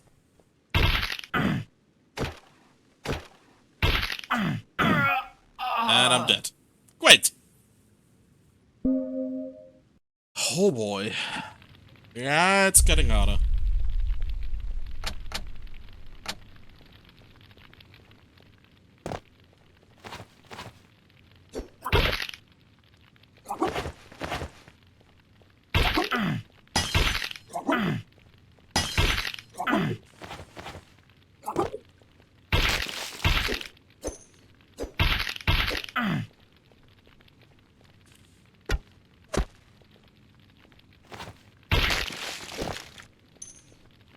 I feel like I want to go here first. Ah, shit. Ah! Handful of dust. Wait.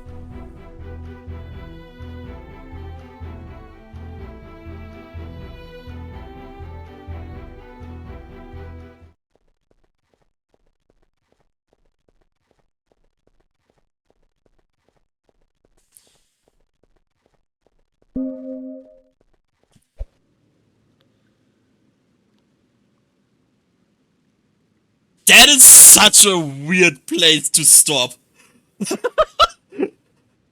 I mean, I got the freaking fire resist charm and the boss restoration charm. Let me use them at least once. I feel kind of scared. Can I go back here? Okay. So, we haven't explored everything yet. I want still another place we can go. Now, knowing that we can't fight another boss anymore, the restoration charm is basically dead, so we can go back to the summoner charm.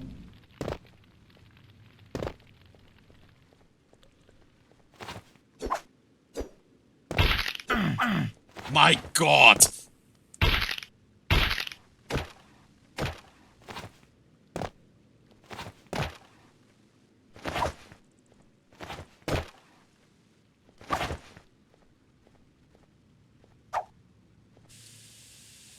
Aha!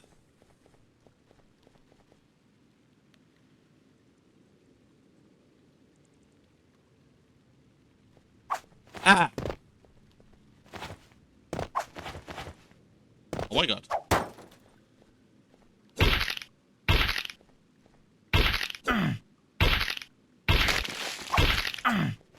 Okay.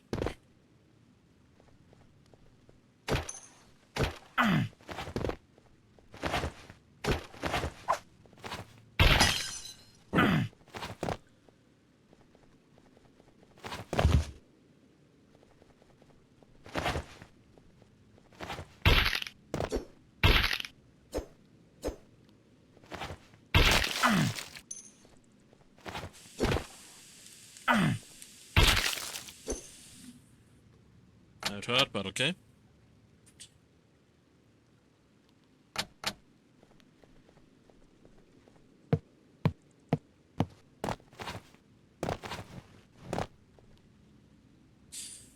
Mysterious forces bar you from continuing this path. Try another direction. Oh, come on!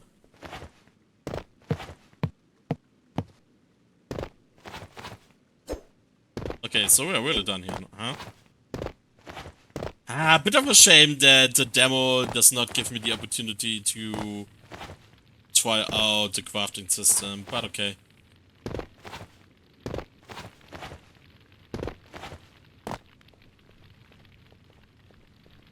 Can we go down here? No.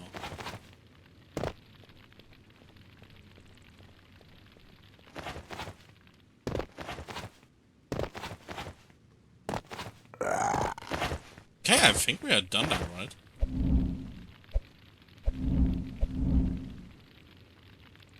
I guess we are done.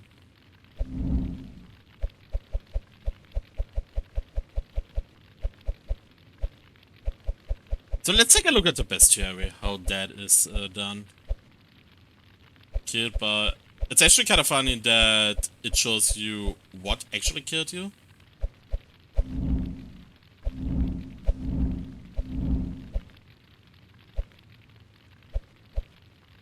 Magic resist 80%. Oh, there's a typo. Strike resist has to read strike resist.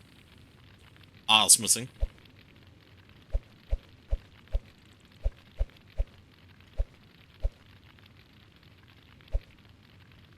Also, the position of the resist descriptions should not change based on the actual resist amount. That should be one place. Looks really confusing this way if the exact positioning changes every time.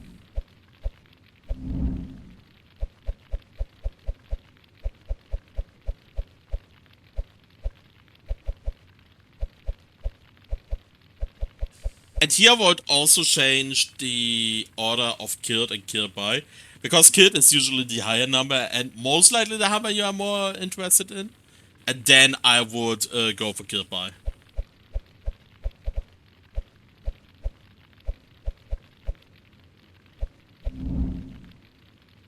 Okay, damage dealt, damage taken, arrows fired, forwards tossed. Player deaths 2. Really? Only 2? Kind of feel like I died more often. Time played. Crates broken, chests open, items picked up, goat collected, areas visited. Owlers discovered, times saved. Strength, stamina, fitness, dexterity. Speed, potions 2, stamina. Wait, what? Why is that changing? Why is the texture changing here when I'm hovering over that? That looks weird.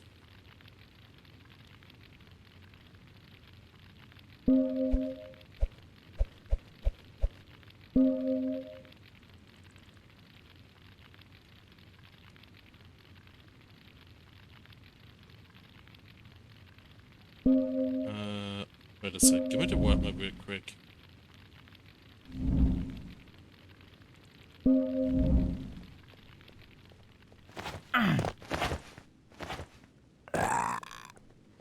Where was the merchant?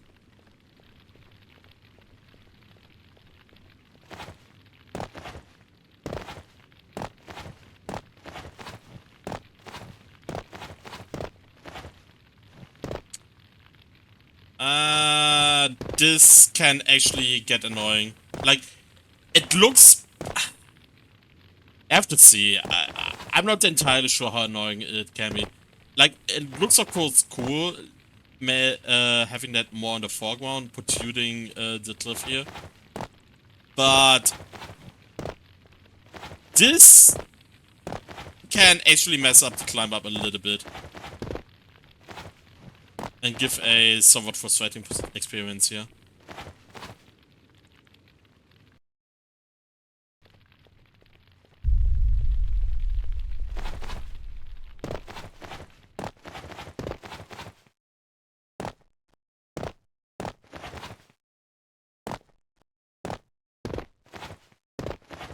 Also, this small ledge here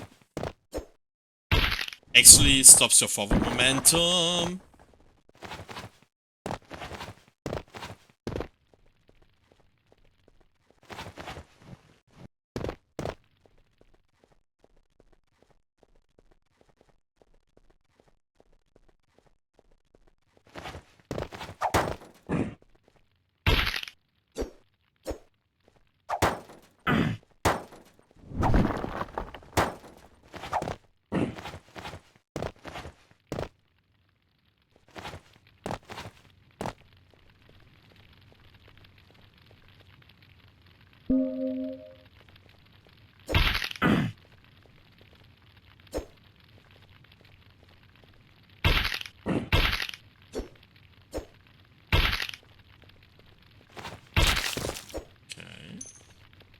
Now give me the map again.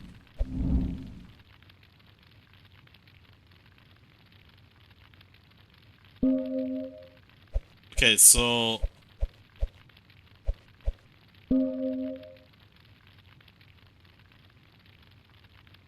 when I already have letters for points of interest,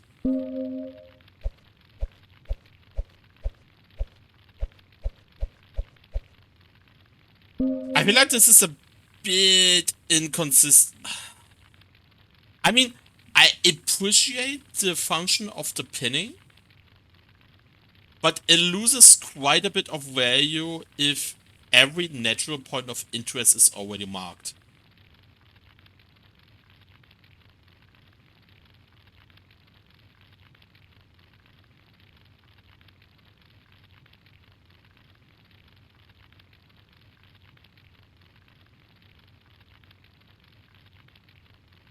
There's quite a bit I haven't explored yet.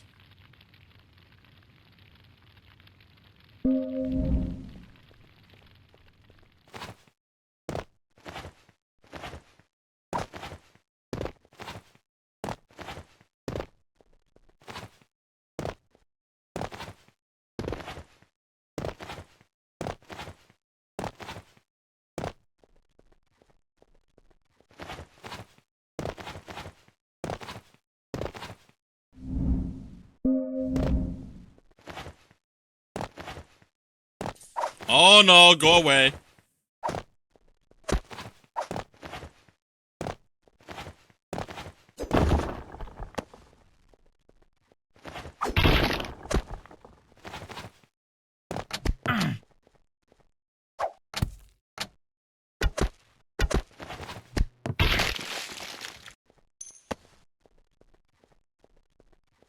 And now Dexterity, like, range travels actually feel a bit too weak.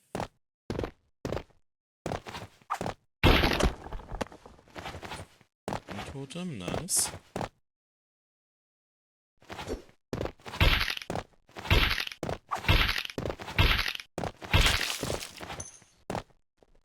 Such a nice trick.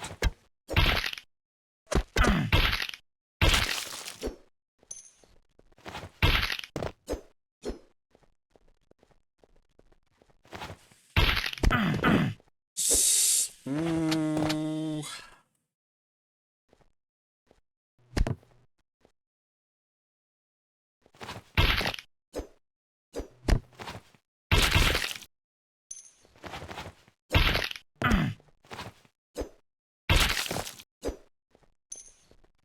There's something I want to try out with the small health flask. Do they stack when they spam them?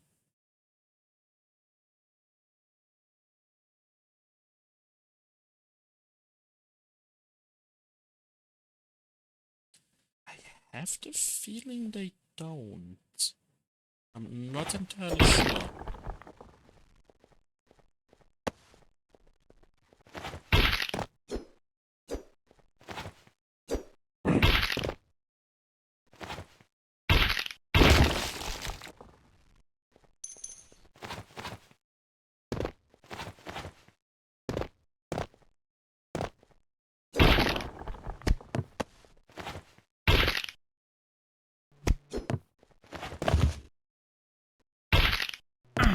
Ah!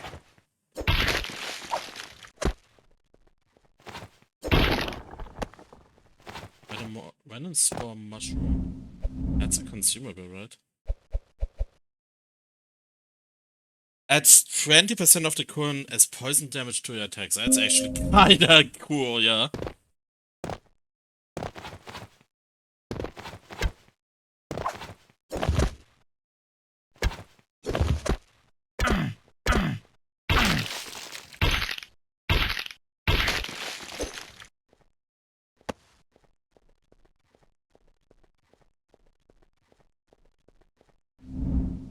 Shame.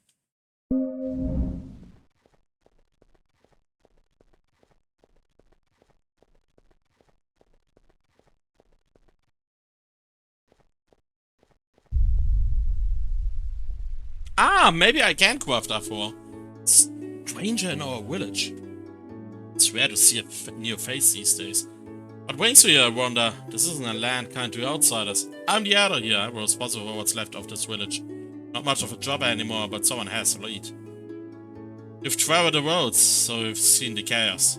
Bandits roam fields life fallow, and the beasts grow fiercer by the day. The warrior army used to keep the peace, but they were decimated 2 decades ago.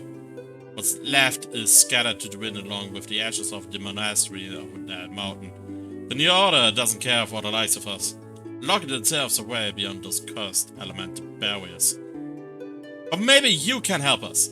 There's a place high in the mountains, beyond the mile, the monastery. It was the pride of the kingdom once, a place where scholars, warriors, and mages gathered to pursue knowledge, science, and magic. Now it's just a tomb of fire and ambition. But there are rumors that those who survived its fall still haunt the graveyard. If anyone left in this crumbling world has answers, they'll be there. But reaching it won't be easy.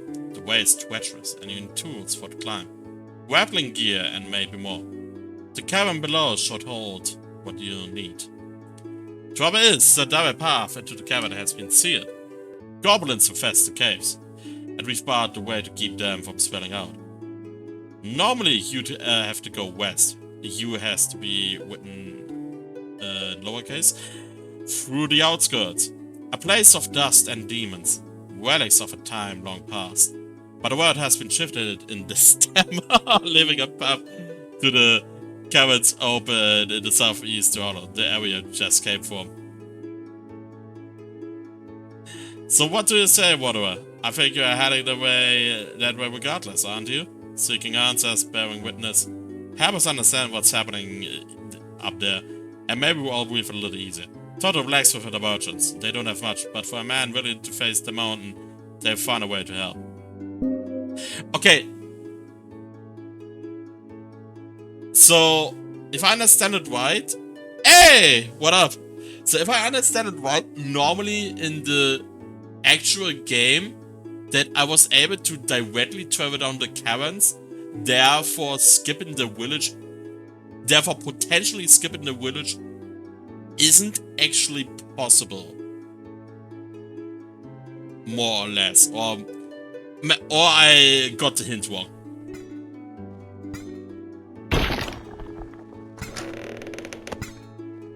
Ooh, we got a new weapon.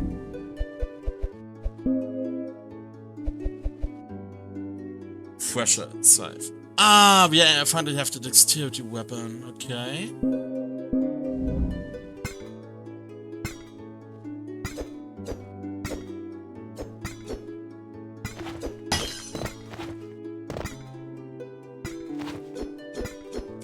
And my stamina bar do increase.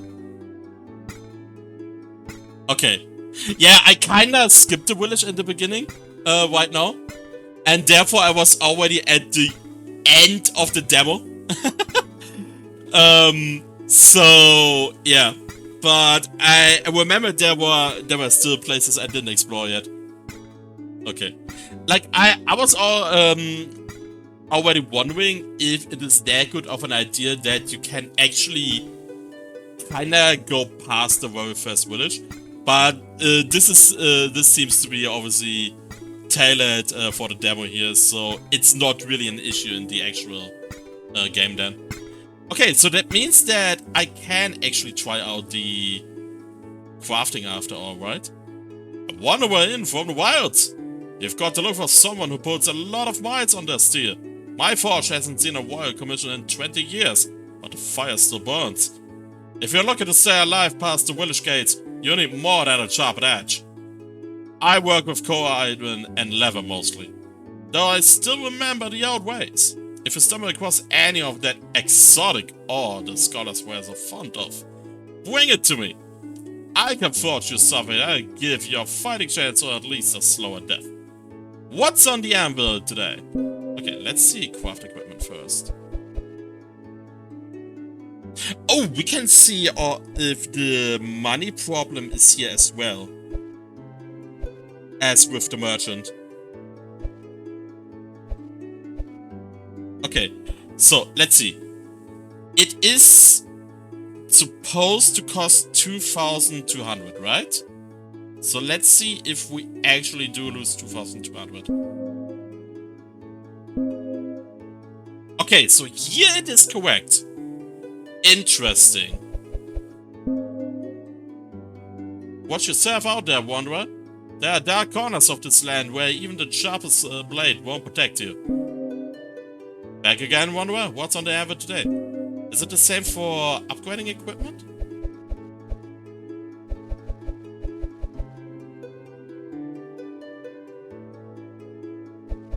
I can't try it out anymore, that's a shame.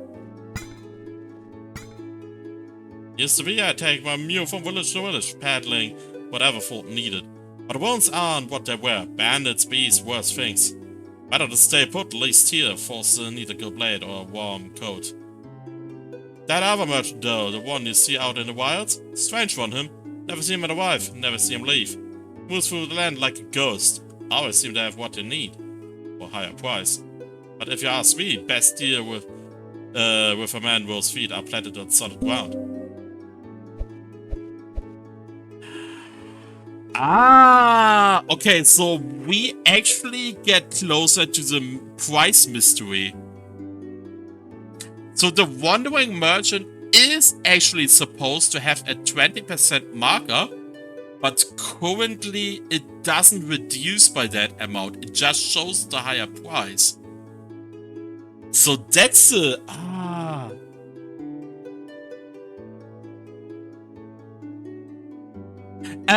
You are actually updating the display price. That is actually correct.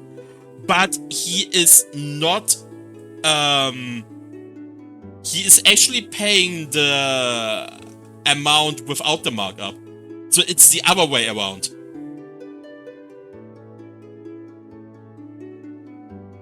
And this is what really confused me beforehand.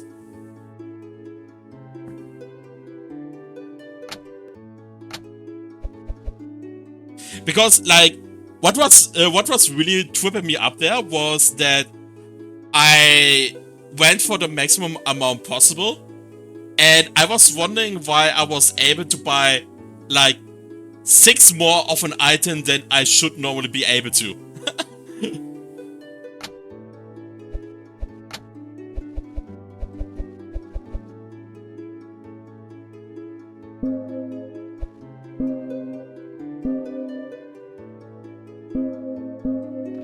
Yeah, basically, as I told you already, like, I will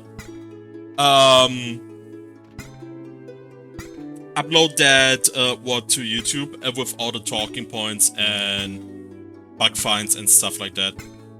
It's like, in terms of bugs, it's relatively bug-free.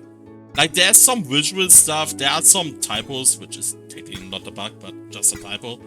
The merchant thing was probably one of the bigger bugs I found. And then there were 2 ledges where that basically had an invisible wall around them. Like the collision was really whack there. And generally I feel like the collision of the ledges it should be a bit wider than it seems, but this is something you will see afterwards then. Yeah. But overall, the game is in a fairly polished state, I would say. From what I've seen so far. Something I would really suggest, however, you are currently labeling it as a Metroidvania game.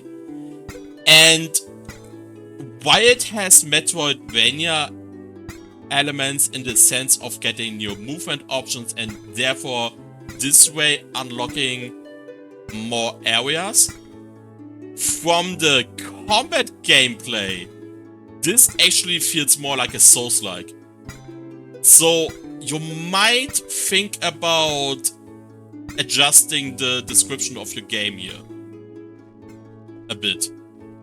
Because it might potentially set false expectations here for a player.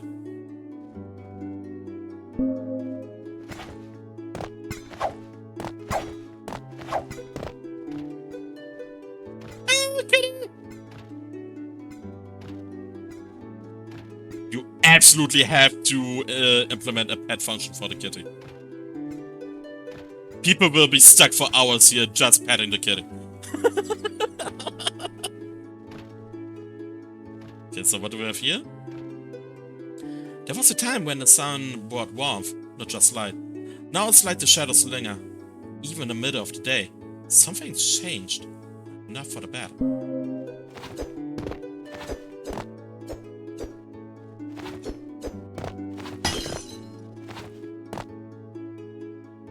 The forge has never been this busy, but all this matter. It's not for plows or horseshoes. It's for blades. For war.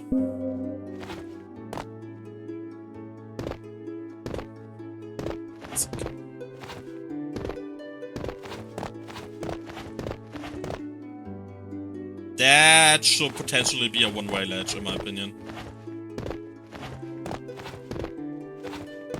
I want to be able to jump from here. Not, needing to go around here.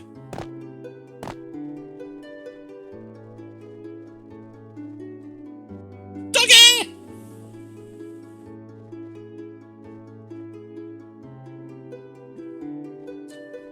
Man, that could really make up for a cooking station here to craft consumables.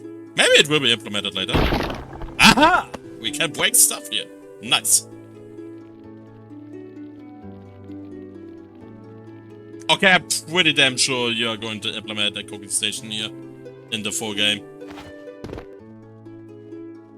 At least I hope so. Like, it really screams that being a cooking station for consumables.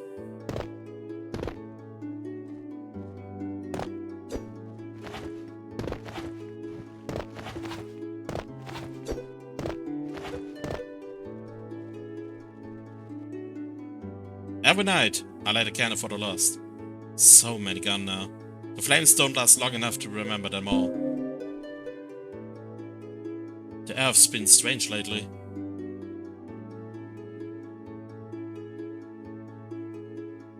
I mean, the easiest thing would be basically like the forge, but just for consumables, right?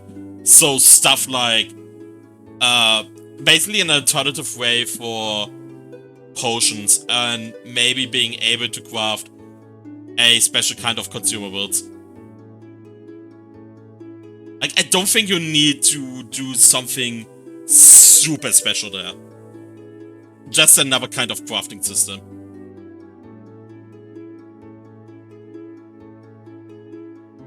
Crops don't grow like they used to, and the enemies, they've been restless, like they know something is coming. Game stars in the woods now.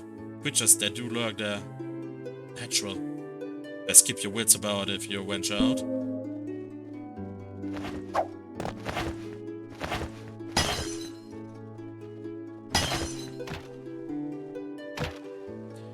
You found a rare collection here, stranger. These mushrooms were gathered from the far reaches of the kingdom. They might not look like much, but they've spent 20 years drinking in one of the ore veins, and that gives them power. Wind them into a paste for your blade, add a cut with a few of the elements. Steep them into drought and your skin will harden like the stone. I've done the hard work, scrubbed out the toxins, concentrated the potency and brewed into elixirs that, if I do say so myself, are really quite tasty. Take a moment to browse. Each of these items have been refined, distilled, and handcrafted from the mushrooms I've harvested. They're potent, they're refined, and they're cheaper than a coffin. What will it be? Announcements. Wild mushrooms can transform your weapon into a force of nature. Each unique type can apply a different damage effect to your attacks, making them much more elegant and devastating than just causing physical harm to your enemies. It's about more than just damage, it's about wielding the power of the nature itself. I want to press A here! What about protection? You're wise to think of protection. This world has become a very dangerous place as of late. These potions are crafted to help you shield from whatever danger your enemies throw at you. The right mix can help protect you from poison, shield from arcane or elemental synergies, or even strengthen your very skin to repel physical attacks. These are mere concoctions. They're nature's protection.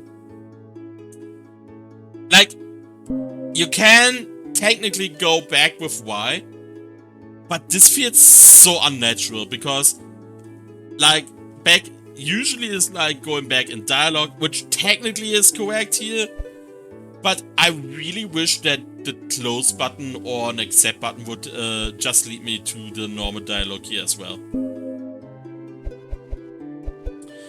Okay, so here I have... Okay, I see somewhat the issue you have with the cooking station NPCs, because you already have that mushroom NPC that kinda covers like that consumable section I was talking about. Huh. That's a tough thing then.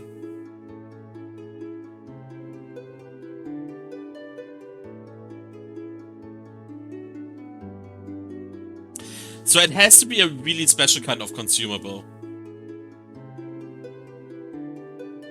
Permanent upgrades are risky. Well, is it that risky? Depends how you design the cooking station then. So you can do either one kind of permanent upgrades or a consumable where the lasting duration is insanely long. So basically, like, something you can think about is you can buy some sort of food there that is directly consumed and gives you a buff for like 15 minutes or so, instead of the 30 seconds you have with all these short-term consumables. Like, this might be maybe an option you can think about. Stormcalibur mushroom. Yeah, okay.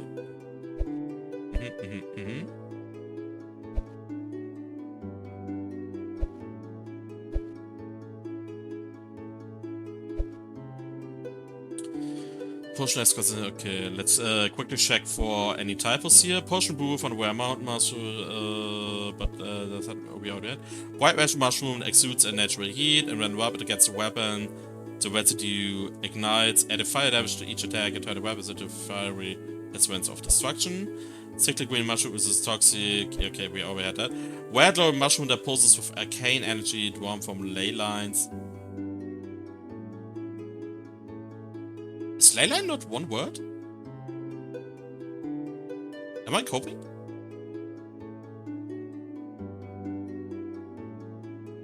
I feel like ley line is one word together. Or are you also able to write it in two words? Are there two options for that? Might be checked again. Like, I'm currently thinking of the Magic the Gathering ley lines, and I think there it's one word. Just don't have such a card lying around right now. Anyway, when its spores are sprinkled on a weapon, its mystical properties are transferred. Okay, but there is one E too many in transferred. That's definitely a typo. Add a magic damage to every attack. A mushroom kept crackling with energy. Its unique biology allowing it to absorb energy from the atmosphere. Yeah, your atmosphere is without an H. I was thinking of the German version where atmosphere is actually with an H. Storing it in its spores for later use. When smeared onto a weapon, the energy from these spores is channeled through the metal, adding lightning damage to attacks. Okay. Assuring, okay, there again, elixir with an E with an I in the end, not with an E.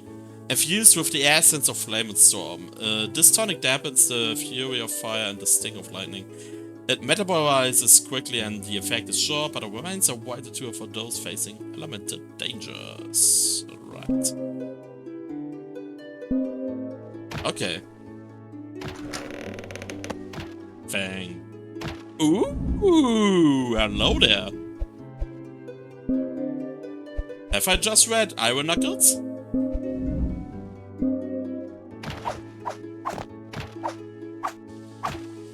No! It's the same animation as the normal fist, which totally makes sense but still disappoints me. A at least change the color to a bluish tint to kinda convey the Iron Knuckle feeling. Because it's basically still the leather fits in that regard, right?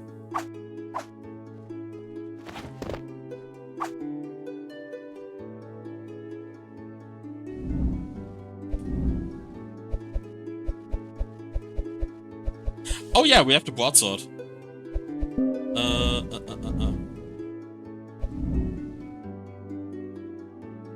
Alright. Something I would do, by the way. Don't only make it so that I have the equip option on the left side, but also give it to me on the right side. It's actually a little bit annoying that I have a new weapon, I'm looking at it, I'm convinced I want to use it, and then I have to go to the left side. Okay, alright.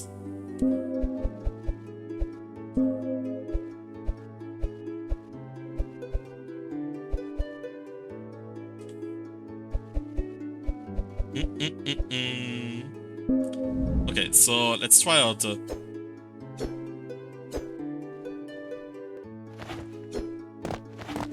Okay, here we still have the mid-air stop. Okay, so mid-air stopping is just a thing in this game for attacks.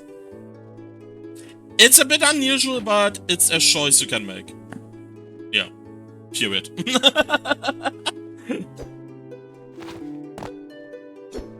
Ah yeah, the typical forward thrust.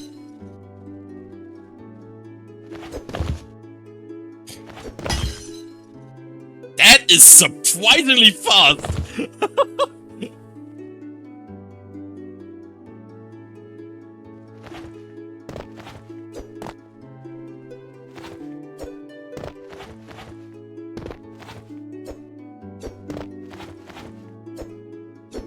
If I don't hover on air attacks, there's no time.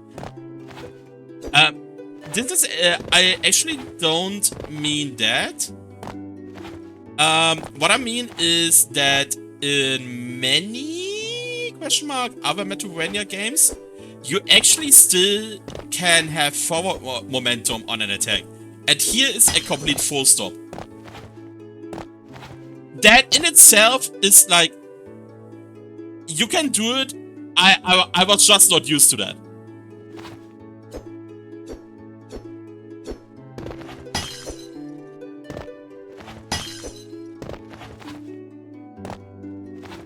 Like in the Metroidvanias slash Soulslike, although I actually didn't have played a 2D Soulslike yet.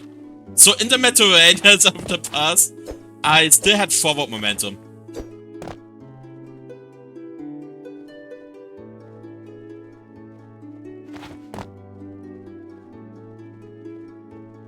I mean, it's neither like a bad or a good thing. It's simply a choice.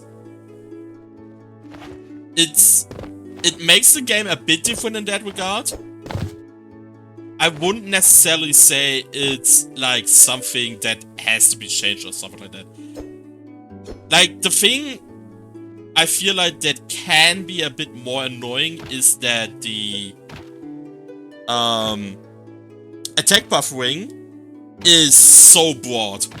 Like the thing is, like, look at this. I was doing a super quick double tap, and this already paused the input, saved the input for the second attack. I don't know if that is actually that great of an idea that it is already storing the second attack that early, because I think that can lead to many unintentional combo attacks, where people just in panic or just wanted to make sure they pressed attack once, are double tapping, and then you suddenly are executing 2 attacks, which in this game can be extremely punishing if you don't dodge instead. Well, to be fair, with the dodging you can actually still cancel. Ah? Can you? Yeah. Okay, so you can at least still dodge cancel. Still, it can it can lead to unintended attacks quite easily.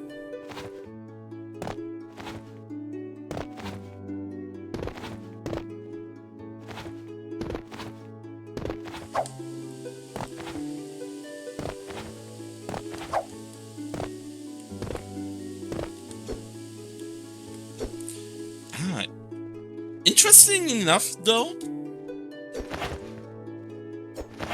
like on the ground, he still has to execute the attack.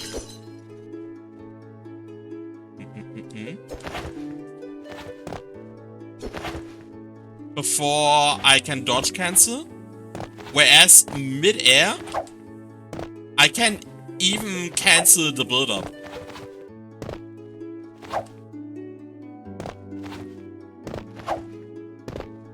Don't know if you want to make it consistent there, that either in both cases, the attack still has to be executed till the wind down, or that in both cases you can cancel right away. Is it maybe just something of the broadsword? No. No, it seems to be for every weapon.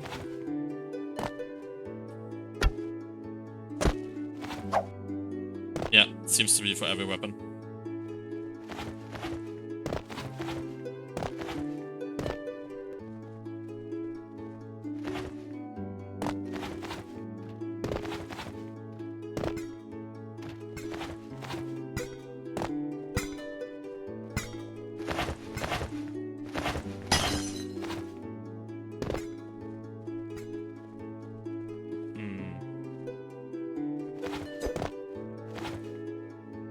I want to see the damage.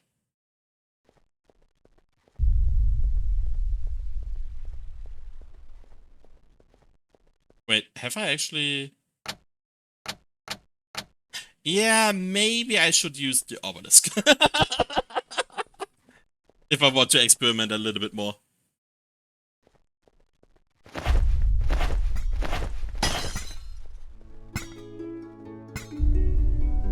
Alright.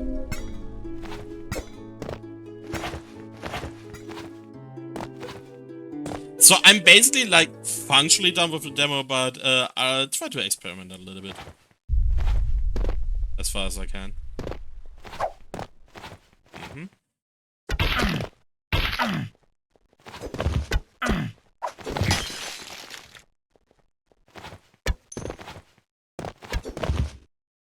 Okay, but interestingly enough, for that, I actually even have to wait for the entire wind down.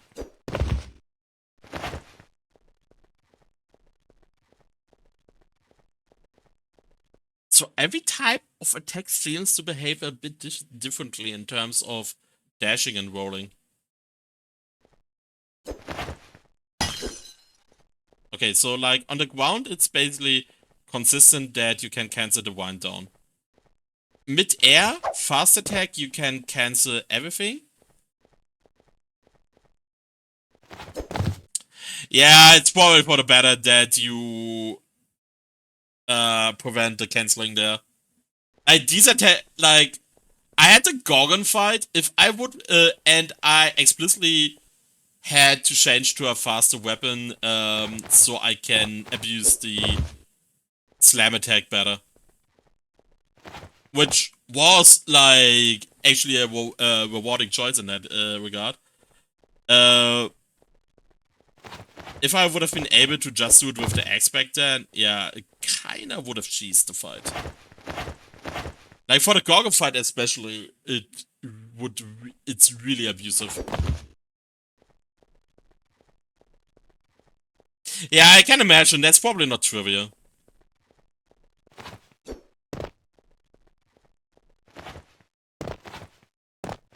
Like, by the way, something you might, because you were not there in the beginning, something I'm, by the way, always saying at the beginning of my stream when I'm doing playtests, is that I might be potentially nitpicky when playtesting, but this is not because I think a game is bad then, but rather because I think it's important for a developer to have as much feedback as possible. So if I come across as like overly nitpicky or criticizing like everything or something like that, this is not to make your game look bad, right? just to be clear.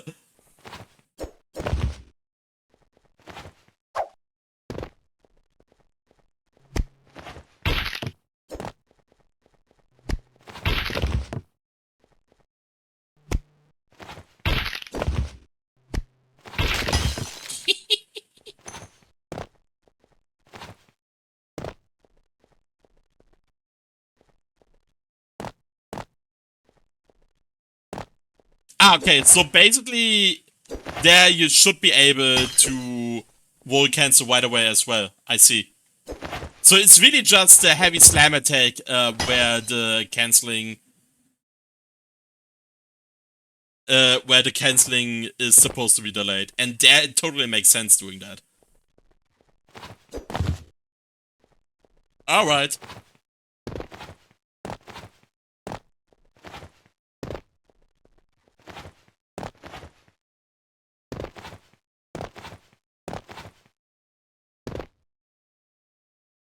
Okay.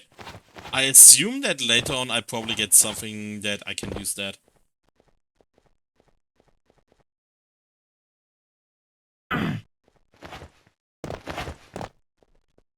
I actually haven't tried that yet.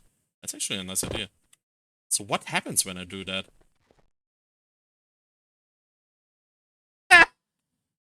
That's actually kind of nice. That's a nice detail, I gotta say.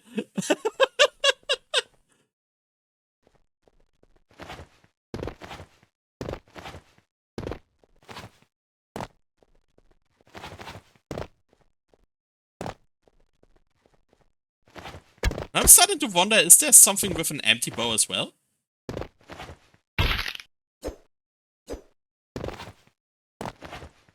So let me get rid of this enemy real quick.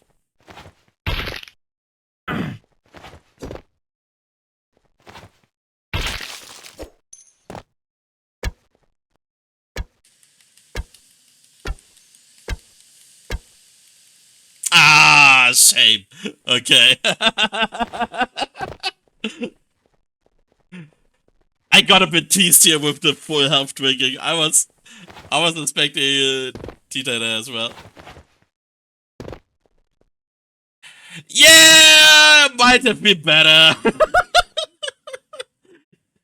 You know, hindsight is 2020 and so on. I mean, it doesn't matter that much anyway.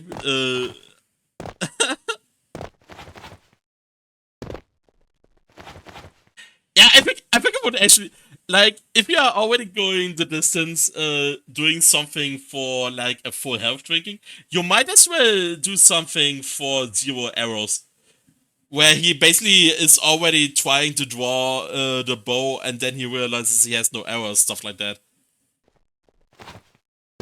Like, these are neat little details.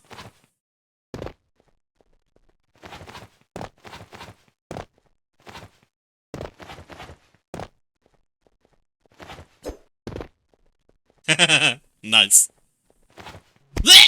Oh my god, that was actually kind of close.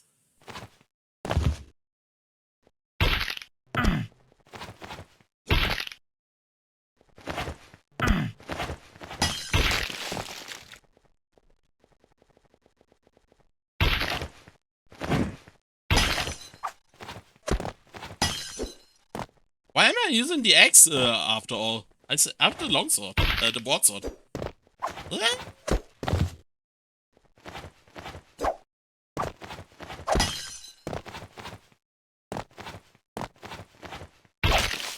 Nice.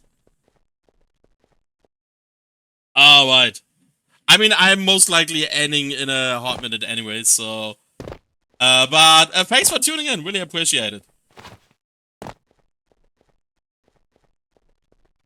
Ah, cool, nice. Yeah, well, I mean, I'm really having fun with the game, so why not? Gonna hit you up then.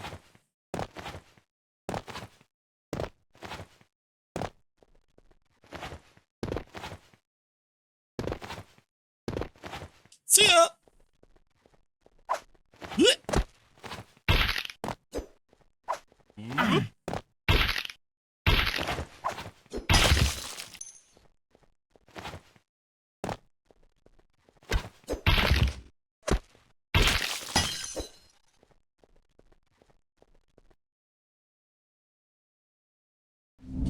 Okay, is there anything we haven't explored yet? That area. Okay, then let's go to that area.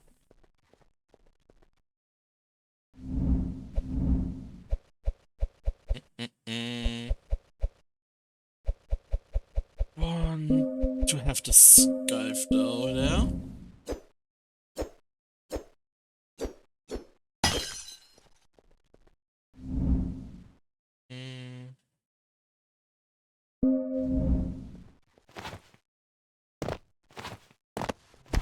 Nope.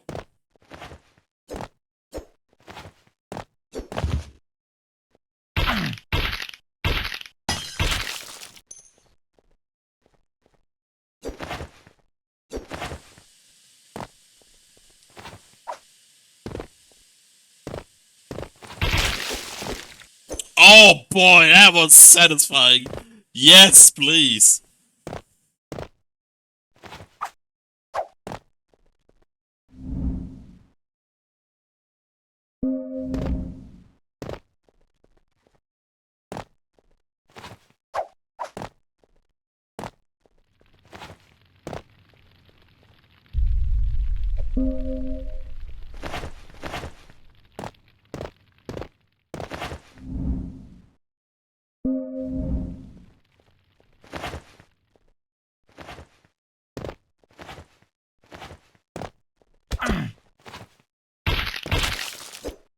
Okay. No. That's good. Okay. Alright, then I think we are actually done. Okay, yeah, that was a handful of dust.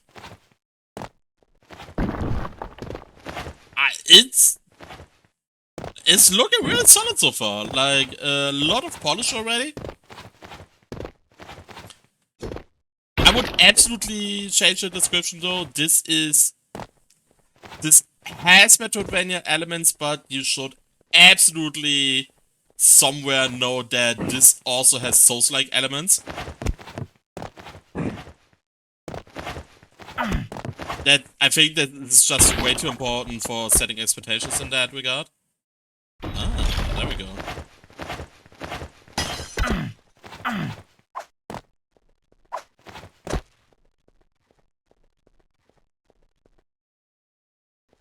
But yeah.